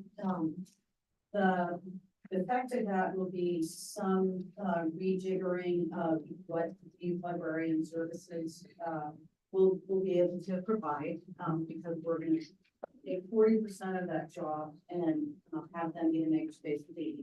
So they'll be doing some programming in there, they'll be working with volunteers and the public to do some programming in the makerspace as well. So this is our opportunity to get the makerspace back up and running. It's not an unusual combination to have a youth librarian also running a makerspace or providing that lead for the makerspace. So we think this is a really great way for us to be able to meet the needs of both of those communities, both of those homes in the community without we're continuing to try to find grant funding for that makerspace position. But in the meantime, I think this is a really effective way of being able to open makerspace and serve our community. Yeah, I think it's a really great idea and it's one that really makes a lot of sense. You know, they just do a lot of makerspace type activities in the schools and the elementary school system as it is. And that's just a different way of learning for kiddos. And so I really think that we're gonna see a lot of good, product from doing this, so. All right, thank you, Suzanne. Thank Yep. you. Mhm. All right, report from our city administrator, John Walsh. All right, thank you, Mayor. Get up to the beginning here. So tonight on the work session or the regular session agenda, you'll see a proclamation for municipal clerks week next week, May 5th through the 11th. Kathy Payne and Lisa Scholl are recorders, and Kathy has additional duties of the HR coordinator. But I know that, thank you for all you do in case I don't get a chance to weigh in on that. But I know my job would be just a lot more complicated without Kathy and Lisa's support. Which after losing Rachel for administrative support has been a real burden, I can assure you. So last Thursday, we talked earlier about some grant opportunities here. Congresswoman Bonamici made an announcement that she wanted to have a meeting with city leaders, and she did on Thursday mid-morning, and she announced we joined in that meeting, and she talked about federal infrastructure dollars, and a couple of opportunities that were opening up. And they didn't have the announcement yet, but it was going to be due on Saturday. And so the announcement came in after 5. So we got it Friday morning, worked all day on it. Jenny Dimshona was fortunately in and had some capacity to search out and find letters of support because that was part of the required part of the application. And we didn't do just one application, we did 2. One of them was a $4 million. Both our projects were for the reservoir. One was for $4 million. That didn't have any local match. The other one was a $5 million request that did have a 20% match. So kind of at the same, but that just without support, it's just really difficult. And Columbia County Economic Team, Paul Vogel helped champion some of those last minute getting it in on Saturday. So takes team, and without support, we just with support, we're so much more able to respond to those types of opportunities. Earlier today, I was on a meeting with, as part of Project Sprint and the recognition that, energy is a really big deal in our community, and we're just really one big project away from not having energy for, big project for most of our county. I took an interest in the League of Oregon Cities Energy and Environment Committee and got appointed as the vice chair to that committee. And it's really an amazing committee. It's energy providers, it's policymakers, it's just it's the affordability people, it's just a whole range of folks, and really been a bright education. And for the most part, and another city manager was on the board as well here, and we were talking about been doing this for decades of managing cities and people, projects, programs, but energy is just a soon given, right? We never thought about it. And all of a sudden, it's getting more expensive really quickly, like everything else. The capacity with all these big projects coming in, it's really concerning. And so the goal of the committee is to make recommendations for local jurisdictions to kind of preserve local control and, ensure that any kind of policies that come our way, we have some kind of voice in or some funding to support it, or an off ramp to get away from it. This decarbonization planning, all these policies, the transmission. So a lot of these things are out of our hands at some level, but we need adequate supply and we need affordable rates. And we're trying to keep it in that bubble there. You can segue into that PGE conversation on this. Kind of an update. It is. Yes. One of the things they talked about today was called PSPS, is Public Safety Power Shutoffs, where they're managing the grid and their wildfire risks. Because the amount of insurance to Pacific Core and others that are having to pay big claims, that their insurance has gone from like $30 million a year to $120 million a year. And they're shifting that rate back onto the ratepayers to pay for this. It's resulting in big rate increases. So these coming up with policies where they're basically creating blackouts when the weather gets rough. I mean, they're planning for that, and it's really it's different. And we're just very fortunate to be part of Columbia River PUD, a public power, having direct access to BPA with tier 1 power. That means we get the cheapest, most affordable power, and just very fortunate in that regard. You have more on that, Mayor? You wanted to? Oh, well, just the PGE they are willing to go ahead, and we need to find a parcelization that works for us, and they have the transformer ready to go forward. That was confirmed last night by Gohar PGE at the city county dinner. With no cost to us? It was announced right in front of everybody. Yeah, we have a grant. We do have a grant. The grant is still in process with Department of Justice.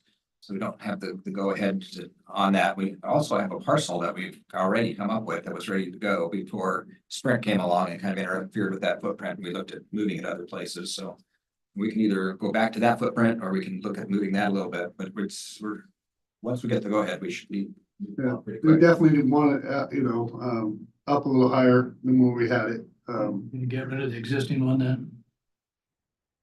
Yeah, that one will work for it, but yes, we have a brand new one coming in that's in, 35. Well, that's gonna have a future impact on anybody that's looking at those sites for getting power Which is there. why we have to talk about where to put it. Yeah, it's right next. The one that's planned is right next to I the. don't think we should put the cart before the horse. I think we need to wait till we have the funding in place and then Oh, the funding in place. we We just have, said the grant's not complete yet. but we have the funding in place.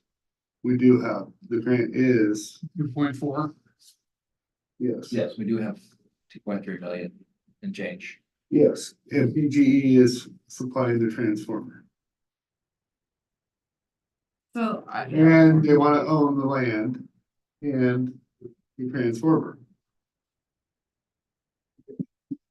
If that's not the case, then why would we do business with them? Am I correct or am I wrong? Why would they want to own property and that's by the transformer? There's a lot more than just the transformer. There's a whole substation and the planning, cost and construction. And Yes, and that's what that 2.4 supports, right? It's part of it, yes. Yes. So what else, what other costs? Some of that's gonna be negotiated with PG. Since they need to talk about that. Well, I do think we need to talk about it because we need, well, I think we do need to talk about it because they said they were going to do this and it doesn't happen without council action. And they're talking about this for a while. You know as well as I do, we've been working on this for how many years? But for how many years have we been working on this? Excuse me, counselors. Yeah, I just, you can pick that up on our meeting, but we have been working on this power in our area, this substation, for at least 5 years. And you can confirm that with Councilor Locke, who was trying to help out because he was in charge of that. We had him over that. But this has been going on for quite some time. And, the current transformer there, according to a lot of other people, I know that people that we're dealing with now say it could work. But that transformer is not legit. And also by PGE standards, people around it. Well, then PGE should be the one who pays the bill to upgrade it. Well, and that's what they said. I'm not willing That's to what pay they- anything. That's what they said. That's just joking, we're joking about. Make up minute Not down pay for anything. parcelization. I like it. City planner, see, you say parcelization, there he is. Just one more thing. The power in McCormick Park should be done here in a few weeks. So the Columbia River PUD supported that. I think that And they paid for that fully. they made a $7,000 contribution to that. Just clarifying. Thank you, PUD. Yes. Last week I went to Astoria. The Marine Board had their quarterly meeting and we received an award of $170,000 to do some repairs to the courthouse docks, which are much needed. The docks are old. They've been there, well, since '96 when it flooded. They're new since then, but then some of the wear parts have seen a lot of wear over the years. The docks get a lot of weather. The debris boom piece is missing, so we got some funding for that and get the notice of award. Expected it sometime this week. Last night, we had the city-county meeting in Vernonia last night. Just really a great turnout. A lot of really good conversations and a room full of people. What was it? What was the main conversation, John? All about power. Hence why I want to get a transformer. Yeah, PG was there, Gohar was there, talking about power and the escalation of demand. And he shared a really kind of fun fact that I'll share is that when you do a Google search, you use a certain amount of power, but when you do the same search in AI with artificial intelligence, that factor is 10 times more, requires 10 times the energy. Yep. So you take everybody searching everything now from Google to AI, and it's just that 10 times. So the data centers are literally. ChatGPT. He's also said there is not 120 megawatts available anywhere in the United States right now. Well, What it's a Project Trent national was issue. wanting? Yeah, what Project Trent was wanting was, it's not in, Right, yeah, in the United States. It's not anywhere in the country yet. That's the problem. We didn't mention, there's a film crew that's going to do some filming over the next couple of weeks. They're in the record shop over here. They've been coordinating, mostly it's all inside. There's a couple night scenes, but it's after hours or on weekends and it should be pretty fun and hopefully it has a residual effect for tourism. So a famous rapper bank robbery held up in a record store. And they were looking for specific cars and stuff. Yeah, they're in the old bank building, they're across the street in the old record shop with their equipment. If you see what's in there and wondering what that's about. They're trying to be real respectful of the construction and parking impacts and all of that. So some of our ARPA funding that we allocated towards broadband, we've had some reports, so kind of sporadically from SNG, Strategic Network Groups, Michael Curry. He has one more check-in with us. I'd like to come back and do that on our strategic broadband readiness assessment report. And we're working with the county and actually with the broadband advisory team. I'm on that, which is the Northwest region with Colpack,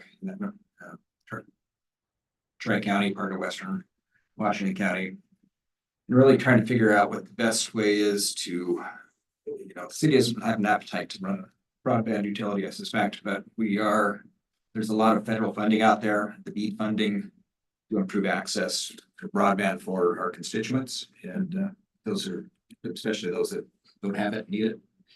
So we're looking at framing a project that takes, accesses some of that $650 million, brings it to our city, to our county, and it makes investments that will make more people have better access to broadband. Should be a good return on our use of those ARPA dollars.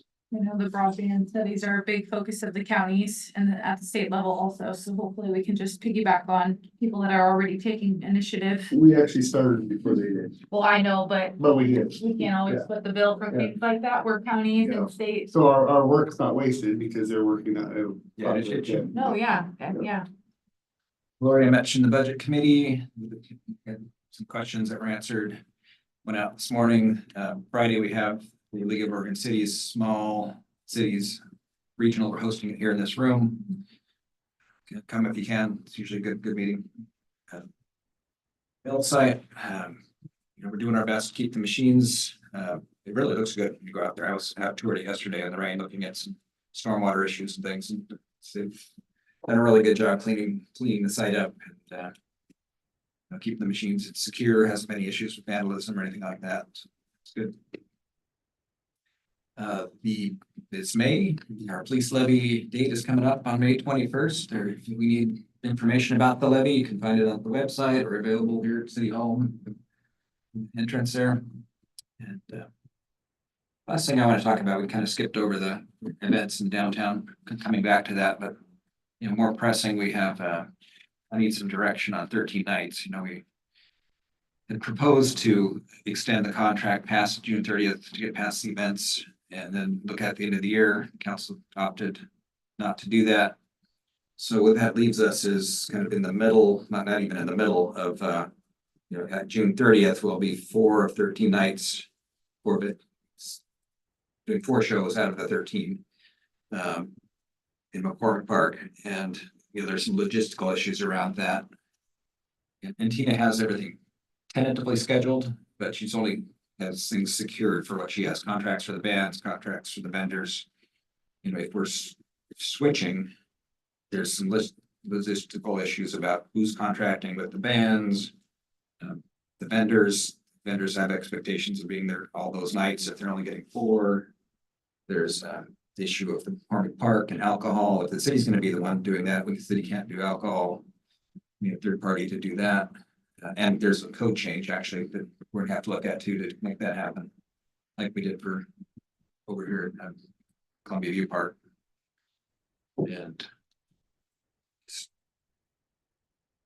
I wanted to see what your expectations are for that. What are you guys feeling? I mean, just thinking it through, it doesn't really make sense to me to change contractors in the middle of an event, so I have significant concerns about that. But then that, you know, also leads to the question is, do we do the whole RFP process in the middle of an event too? I don't know, to be honest, that opens a lot more questions for me. I've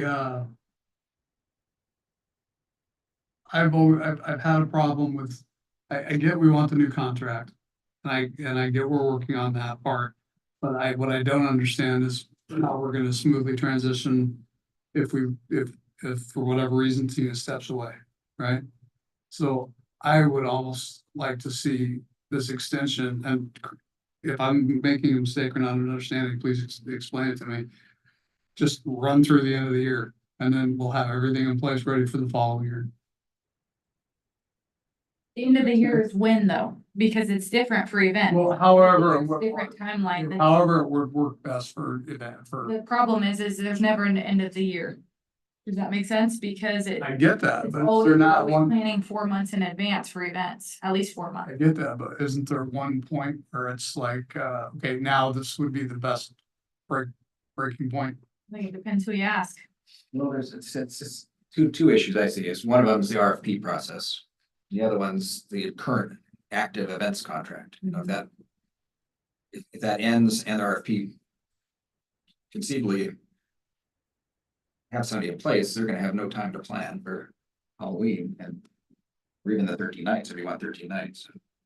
Or do we just cancel 13 nights?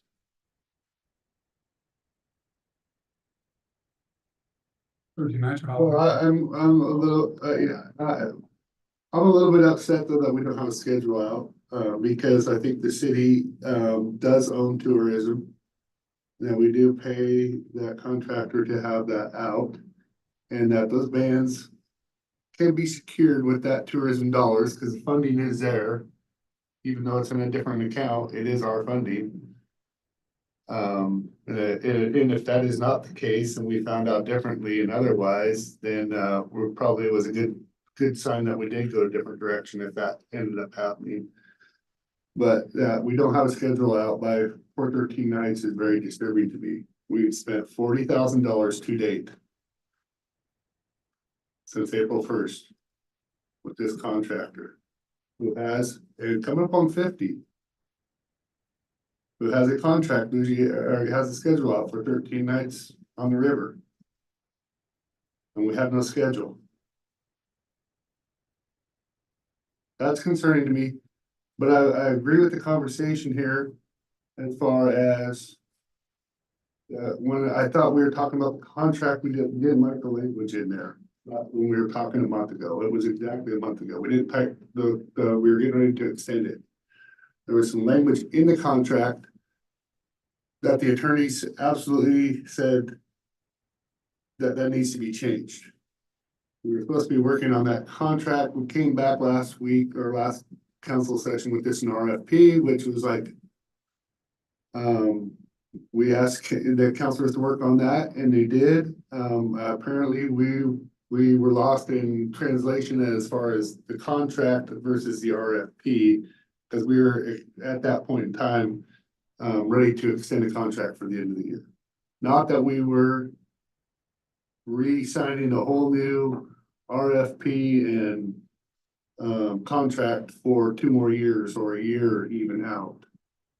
So I would agree with some of your guys' discussion. It's but I know Counselor Sundin, who's on Zoom, been working on this with our attorneys, and I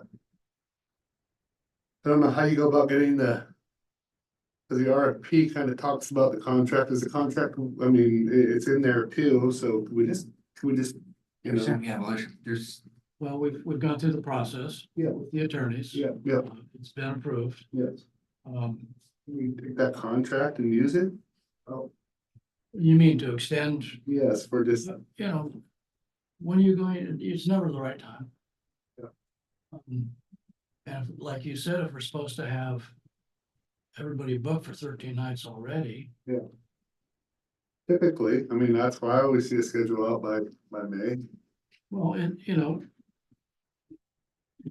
it's out to the public for an RFP. She can win that too. She'd be voted in favorably, I'm sure, just because of her experience here. But we've got to go through that process. Been avoiding the law because it's supposed to be done every 3 years. And when was the last contract? 17. I think so. yeah, I haven't heard that we're not doing the RFP. This is an extension of just trying to get us through the program. Just kicking it down the road, I think. Well, it's either at the end of 13 nights or at the end of Halloween Town or something. Well, we still have that deadline for the RFP. We've already put it out. We've already put it out. But will we be through the interview process and everything else by the end of June? And have somebody transitioned into that? I hear what you guys are saying. That's what I'm just trying to listen to everybody. Brandon? You want to comment a little bit on this? I'm in the same boat. I understand that timing's an issue, that it's a problem, that changing right in the middle of an event is not ideal, but I don't know. I'd like to see us have, even if it was just the 4, and then we do something like we say, smaller scale for the 4th of July. Maybe it is scaled back this year from what it normally is, but I don't know. I think we've talked about an extension, and I think we've come up with that we're not in favor of an extension, so. I've never ever, just so you guys know, I've never ever envisioned only 4 events for our community. 13 nights has been going on forever. Okay, whether it be the city itself picks up the music. 13 nights has been going on since Coalition started, since years and years ago. And it's been a tradition. I've never been about the contract. of what the city deserves in that contract and looking at it. It's not about the contractor, it's about the RFP, which you're right, we legally have to do, we are doing. And the contract having mechanisms in place that align with more of what we want in there as far as auditing and revenue streams being shared, because that was the two main things I seen changed And the it was. the RFP has that in the contract. as an exhibit. The new contract is included in the RFP stack to it. And we're not talking. But I am we're not, talking I'm we're not talking for- about what's gonna happen with the events going Yeah, forward here until June 30th. Yes, and yeah. beyond, really. yeah, but I never ever envisioned that was gonna be the case. Also, Halloween Town brings in millions of dollars. Our businesses downtown here make to the tune of hundreds of thousands of dollars in profits. That's why I found it important enough, because this was coming up, that Mohammed said he was having a discussion with MEI like they do every couple weeks. It wasn't just for this. I said I'd like to sit on that and ask John to too, just because of if it was doable. And there's not change orders involved, then that we should do it. We should allow them to, if they can schedule around to facilitate this, because people are gonna come for Halloween Town no matter what. They will. And they come throughout the week and they show up in droves on the weekends and everybody throughout the I week. can agree with that, but I like to bring up the facts that you're dealing with a contractor. Yes. The fact says completion date or anything else in the contract, there will be a change order. Yeah. And there may be a cost to it, but I just wanted to bring that up so people understand that this may be additional cost to the city. Because that's a very good possibility. And I'm not saying it's a bad thing or anything, I'm just saying, take a look at what's really out there. Well, that's what I was taking a look at what really was out there and what really we're gonna lose from benefits of not having 13 nights, a full 13 nights for people to do something on Thursday nights in the summer. Only having 4. And then the economic impact it could have on our, not just our downtown, because I think Halloween Town goes clear out to the highway of people getting gases to Hotel. yes. So now, I'm glad that you brought this up, John. And I think it's, my recommendation is, what was before was to do the RFP, update the contract, what we've done, that's open, it's advertised. But just, it's in fairness to whoever gets the new contract to have some kind of overlap and get past the events and, just extend that June 30th to the end of the year. We'll have the new contractor selected probably by June 30th. Going through the RFP process. so all right, I'm not opposed to the contract extension, but I would also require that, there be, more of a written report. Cause we don't know how it all runs, and we've been held hostage, and it is evidently clear sometimes. And if we own it, we need to know a lot more about it. So I'm not opposed to the extension of the contract. All more reason to do it. Yep, but that'd be the only way. I don't think that we need to kick the can down the road and continue doing this. I think it's causing grief for everybody involved. I think that we just need to get it done. I think we need to just do it and, move on, because there is still a high chance that we're gonna have the same contractor. Like, nothing is said or done. We don't even know what applicants we have or anything. So I think there's just been too much drama surrounding all of that. And I think we need to stay on course. The RFP should have been done a long time ago. This contract should have been done a long time ago. We need to stay on course. I don't think we need to wait any longer. I think we need to just keep moving. That's my thought. Well, the city is physically torn up for any offense. And Yeah. we're struggling with that already because of McFarland Park and that sort of thing. So, Yeah. if there's a time if things are gonna be screwed up, you think, This is the time. Well, we have McCormick Park we're using for our 13 nights. Yeah. So let's utilize all 13 nights. Let's don't just do 4. Well, we can trust that the new contractor, the current contractor, whoever takes over the contract can continue 13 nights. We need to be able to trust that that process can still continue, Yes. so. Yes.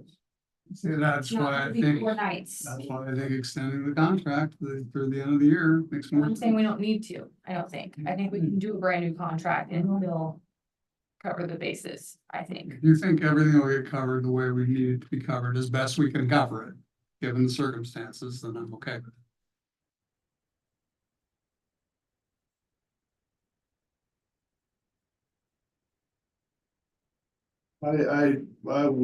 I don't think, I think there's a lot of information that what we don't know. I'm not an expert. I'm not gonna claim to be an expert, but I am about continuing to serve our community and all the people that we need to serve and with something, an event that has been going on for how long has 13 nights been going on? Anybody? Anybody want to take a stab at it? Has it been 15 years? It's close. Probably about 15. It's close. It's been going on for 15 years nonstop. I don't want to be the one sitting here. Right. So I agree with Mark on that part, you know, because that's a guarantee of making sure that ensuring that happens. But I also, that part is very simple. The Halloween Town part It's complex, is very complex. yes. That's what I'm saying, I don't think we'll have a problem getting band in there.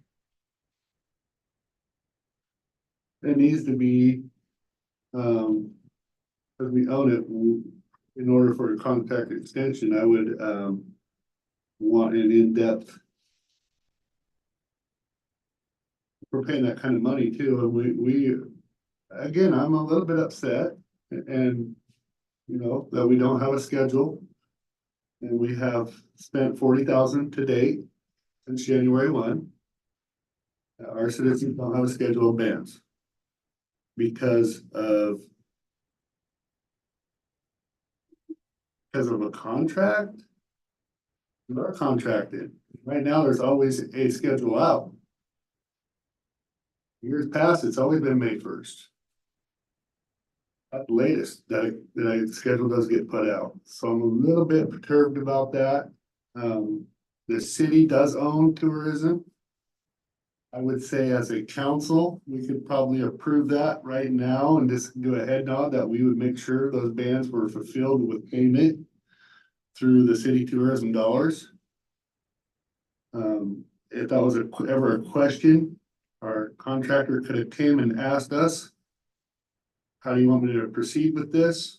Because we are all professionals. She has been Yes, asking. we are all professionals. Well, I'm just saying.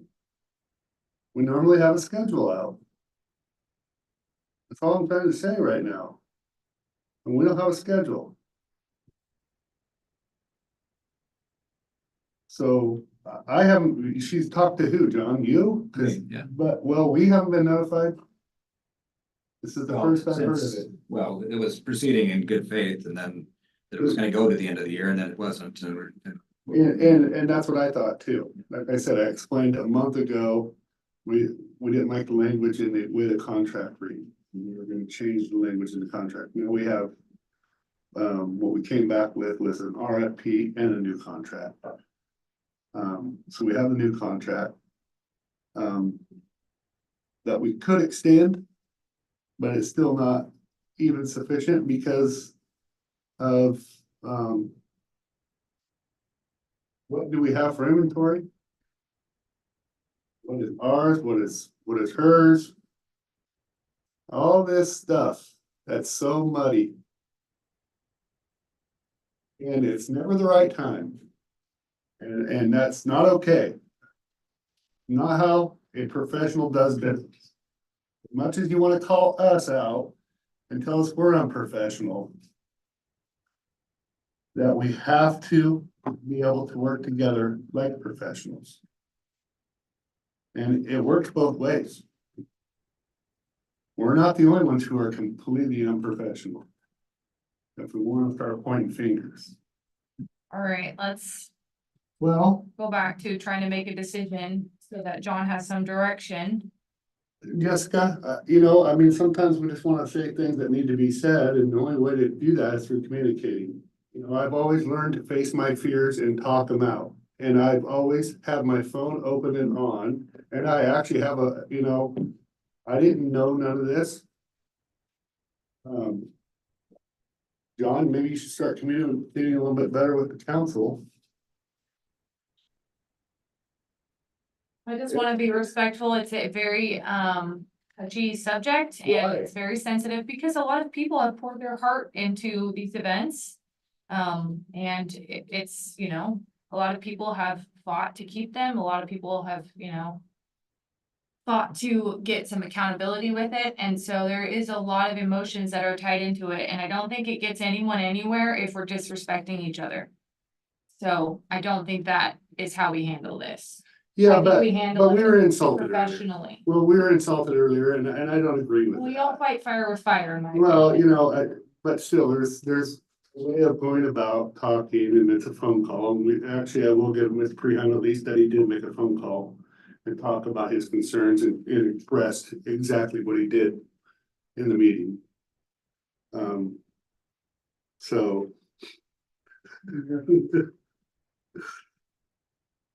You guys have anything you want to add to this? I mean, we still have to give John some type of direction here.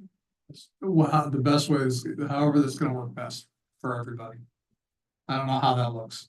Well, is there issue 13 nights right now, or is it issue the rest of the year? Well, it's post June 30. Yeah.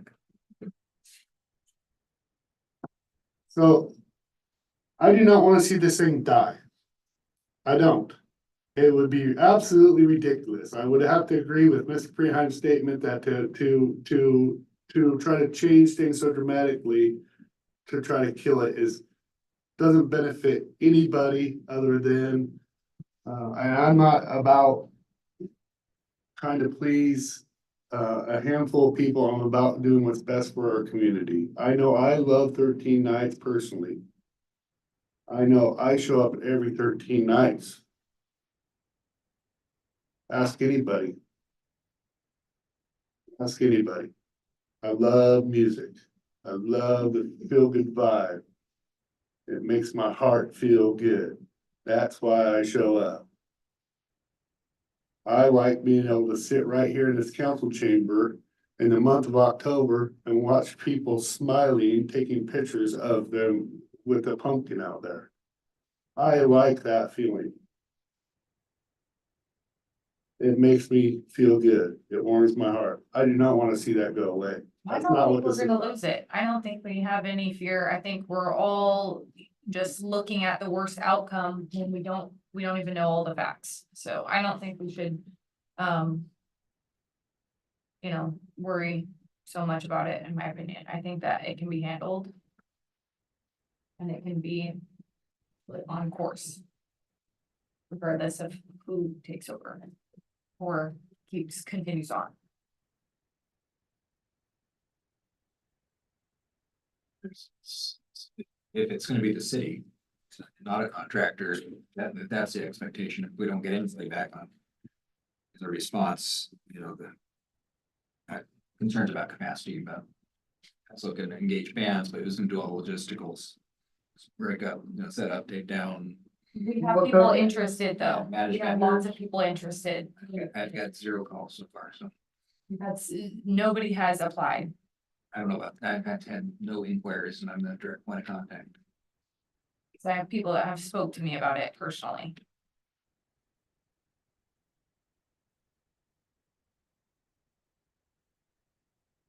Know what I do. Let it slide, start after the Halloween time. Councilor Sundin, we're stuck here. You're outside and kind of looking in. and I think we got a lot of emotions going on here. Maybe you are separated from that a little bit. Again, I'm in the same boat. It's not ideal. I agree that I don't see it as dying, even if it is scaled back, that just like we talked about a couple weeks ago with 4th of July, that it's going to be different this year, but we're going to be back next year bigger and better. I agree. This is not a normal year with everything going on downtown. And if this had to be done, if it had to happen, I think this is the year that it needed to happen. I would like to see these events continue in some capacity, even if it's not the way they've traditionally been done before, because once something does die, once it is completely gone for the year, I think it's going to be hard to get back next year. So I would like to see them continue, even like I say, if it's not like we've normally enjoyed it, but I'm not in favor of continuing to push this down the road.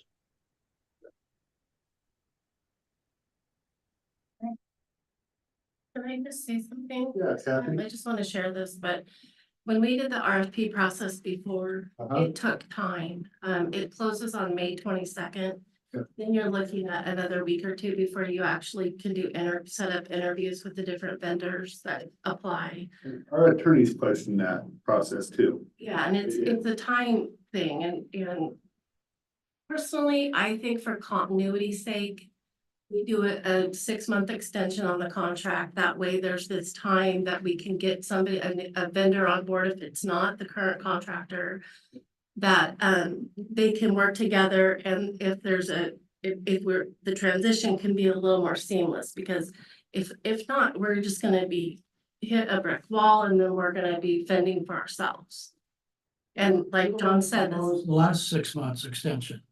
pardon me? You're the one that proposed the last 6-month extension in council. And now you want another 6 months. I don't remember doing that. I remember that. You were the one that brought it up, so, but now you want another 6 Well, months. we have an RFP process going on now that started later in the year than what I would have anticipated us doing, and that was not to our fault. But I think that to rip the Band-Aid off at this point is going to possibly cause a lot of, fiscal financial problems for people if we don't have the same kind of events that have brought in so much tourism. My concern is that you said seamless. Nothing with tourism is gonna be seamless. That's the problem, is we have seen that. I've been on this council for a long time. This ain't my first rodeo with tourism. And nothing is gonna be seamless. It is gonna be hard, no matter what. Again, like I said, people are passionate. There's emotions, there's blood, sweat, and tears put into tourism. It's not gonna be seamless. I think that we need to just move. Well, the whole point of developing this contract and the RFP, right, was for everybody's safety, right? Yeah. Like, so transparency and all that, right? So that has moved forward, right? We have the RFP stuff, which is moving forward. I just think for crunching it into, I don't think we can take, without extending this, I just don't think it's gonna work. I think it would be much easier once everything, all the big things are done, somebody's earned the contract again, then they take over. But the contract should have been done a long time ago. I get that. So what difference does it make if we let it slide again? Because we're right in the middle of the season. Scheduling. Right? Correct me wrong, right? The major difference is that we have there's an open process right now for a solicitation for a new contractor in the middle of the events. Right? Yeah, right. They're due, May 22nd. 22nd. Interviews. I just wanna, talk to our attorney, Bill Monahan, and I don't think there's any legal reasons, but I know that, Bill, you also have a history of managing the city too, so it does make a difference. For me, it does seem kind of, a little, the timing of the RFP seems to be, and trying to just get somebody to come in, not the RFP itself, because the timing is okay, because we would have time to by the end of the year, but there's definitely a gap between, Christmas ships and 13 nights, which is where we're at, is, you know, we're 4 months with no events. Okay, between Christmas ships and 13 nights. It does seem to make a little more sense to extend a contract through at least December and then, but how a new contractor picked by September. But So when they we can- talked to So, four of them, they're planning 6 months in advance, so they should already be planning for next year's Halloween Town. so if that new contractor was, or the same one, new contractor was selected. Or it was Tina that, and this is about the contract, always has been for me. But if it wasn't somebody new, should we have language in that contract that also states that if you no longer become a tourism contractor at the RFP, because even if it is Tina or it isn't, and this person fails to do their duties, and we want to put out a new RFP, they should have to transition that new person too as well. As much as they don't like it, we own the production. Well, I think you're on the right track, Mayor, but obviously the present contractor is working under the terms of that contract. Yep. And we aren't able to impose new conditions, but we certainly would be able to negotiate at the end of the process when you make a choice on who to select for next year. You could then negotiate with the present contractor for some transition period, but you can't impose new terms on that contractor right now. But okay, so we could do a whole new contract though, because the contract ends June. And we could do a whole new contract is what I thought we were doing. Yes, that's the whole point, that the new contract's going to have different terms that the city wants. And that will be the contract that you negotiate with the selected person. That could be the present contractor. I think what you're debating is how do you deal with a transition if that present contractor is not selected? And that's a valid point. Yeah. Yep. So I sent a note to Pete while you were having this conversation. Pete unfortunately wasn't able to, he's not at a computer, so he wasn't able to log in to participate and help you out on this. But certainly, I think a discussion with Pete and Matthew, who have worked on the contract over the next couple of days to talk over, what logistical steps could be taken to address your needs would be appropriate. And certainly there could be something that's sent out to the potential bidders that states a transition process. It seems to me that could be identified. Okay. But I think there needs to be conversation with the attorneys that are working on it. I agree. So that's why I think John brought this up. It's not something that really was even our topic, but I think we have our attorneys present. The reason I bring it up is because I'm concerned over the continuity. We want to have some sort of events. Halloween needs to happen in some capacity, otherwise it could have serious impacts to just the continuity of the event itself, damaging its reputation, or just and the impacts to our local economy, vendors and local businesses and things. Big stuff. So it is. That's why I asked you to attend that meeting with me at MEI yesterday. It is big stuff. Okay, anything else to report? No, that was. Okay, so we are gonna further this discussion with our attorneys. Okay? Even if we have to do a special meeting soon or whatever, I don't care. Let's get it figured out. But one last thing on your report, because I got sidetracked. Now, here's the deal, is we need industry in this area, and Jacob did jump down here, and we were talking about parcelization of this electrical. I would like staff to work on that, look at collectively, to get this going, because bottom line is when I spoke last night at the city county dinner, we used to have Boise veneer, Stimson, which was Friesens lumber. We had Multnomah plywood, and we had Owens Corning, which was also Armstrong World Industry, are all gone. We make $1.91 per thousand. If we do not get industry in here, this budget will not last. I guarantee it. And so that's why I want to get on with the parcelization of power and get a brand new power supply down there. And we also have done a bunch of work in developing that and putting it in parcelizations and have phase one for lift stations of any businesses that would want to come in. And we should start advertising that as well a little bit after we get the power in, but you can take them down there right now. Well, power's over there, but it's an old transformer, and we gotta start collectively moving forward. And that's why when I know for me and most contractors, you gotta get water, power, and sewer. And once you have those in place, then the rest starts to happen. This is the first steps. So Jacob, work with staff. If we need to collectively go down, are we gonna get it 100%? No, but we can make an educated guess and get at least a pretty good idea of where it should be collectively the best spot.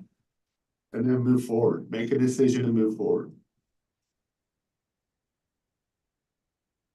Yeah, like, we have been working on a PG parcel, it exists, the parcel, the plan exists. I've seen three, yeah. No, but there's actually that shows the equipment and, but because of Project Sprint, we've kind of stopped work on that, so to relocate it somewhere where it'd be out of the way of their building. Well, all I know is it was announced by Gohar that they are ready in front of all the other cities last night in our city county dinner, that they are ready to put our transformer in. That's great. And you heard it too, because you were there. Doesn't bring more power though. It does, it's a new transformer, it doesn't have any faults to it. I thought we needed The old more one than a does. transformer. Yeah, and the old one does. We needed power lines from PGE, right? We got 45 megawatts, this is a 35 megawatt transformer. The Dyno Noble is the biggest power user, which takes 10 megawatts. So this will be sufficient for our 204 acres, because we are unique, only being the only PGE site. That's why I'm speaking on this. We're not working with the PUD. We're working with PGE, and they are willing to do it. They said it last night. Let's get it done.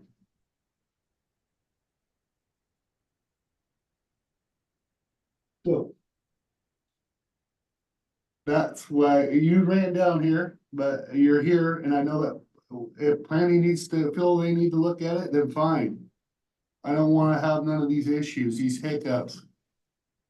If it's in a floodplain, and that's where it better not be. Well, the whole area is floodplain, right? Yeah, I don't know if PGE wants it in a floodplain. They're willing to come out. They are willing to come out too with us and meet with staff. They're willing to come on site. Yeah, we had a tentative preliminary plat decision,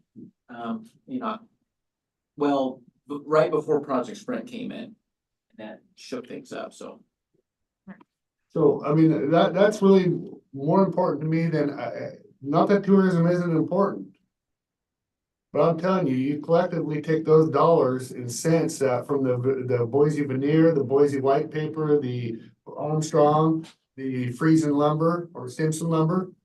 And you collectively, even modestly, put 2% increase on when they finally left, put 2% year to date and see how much we've lost. I think your mouth will drop on how much revenue the city has lost since those businesses have left. So go back to 90 or 2007, 5, whatever it was when the veneer shut down was the first one. And look at what they were paying on the tax rolls, and then just add a modest 2% per year to that. And see what the city was losing. It's significant. We need industry. Okay, so we're gonna go ahead and adjourn, but we are gonna be going into executive session under ORS 1926602E, consulting with counsel, potential litigation, and H, or E is real property transaction, E, and H,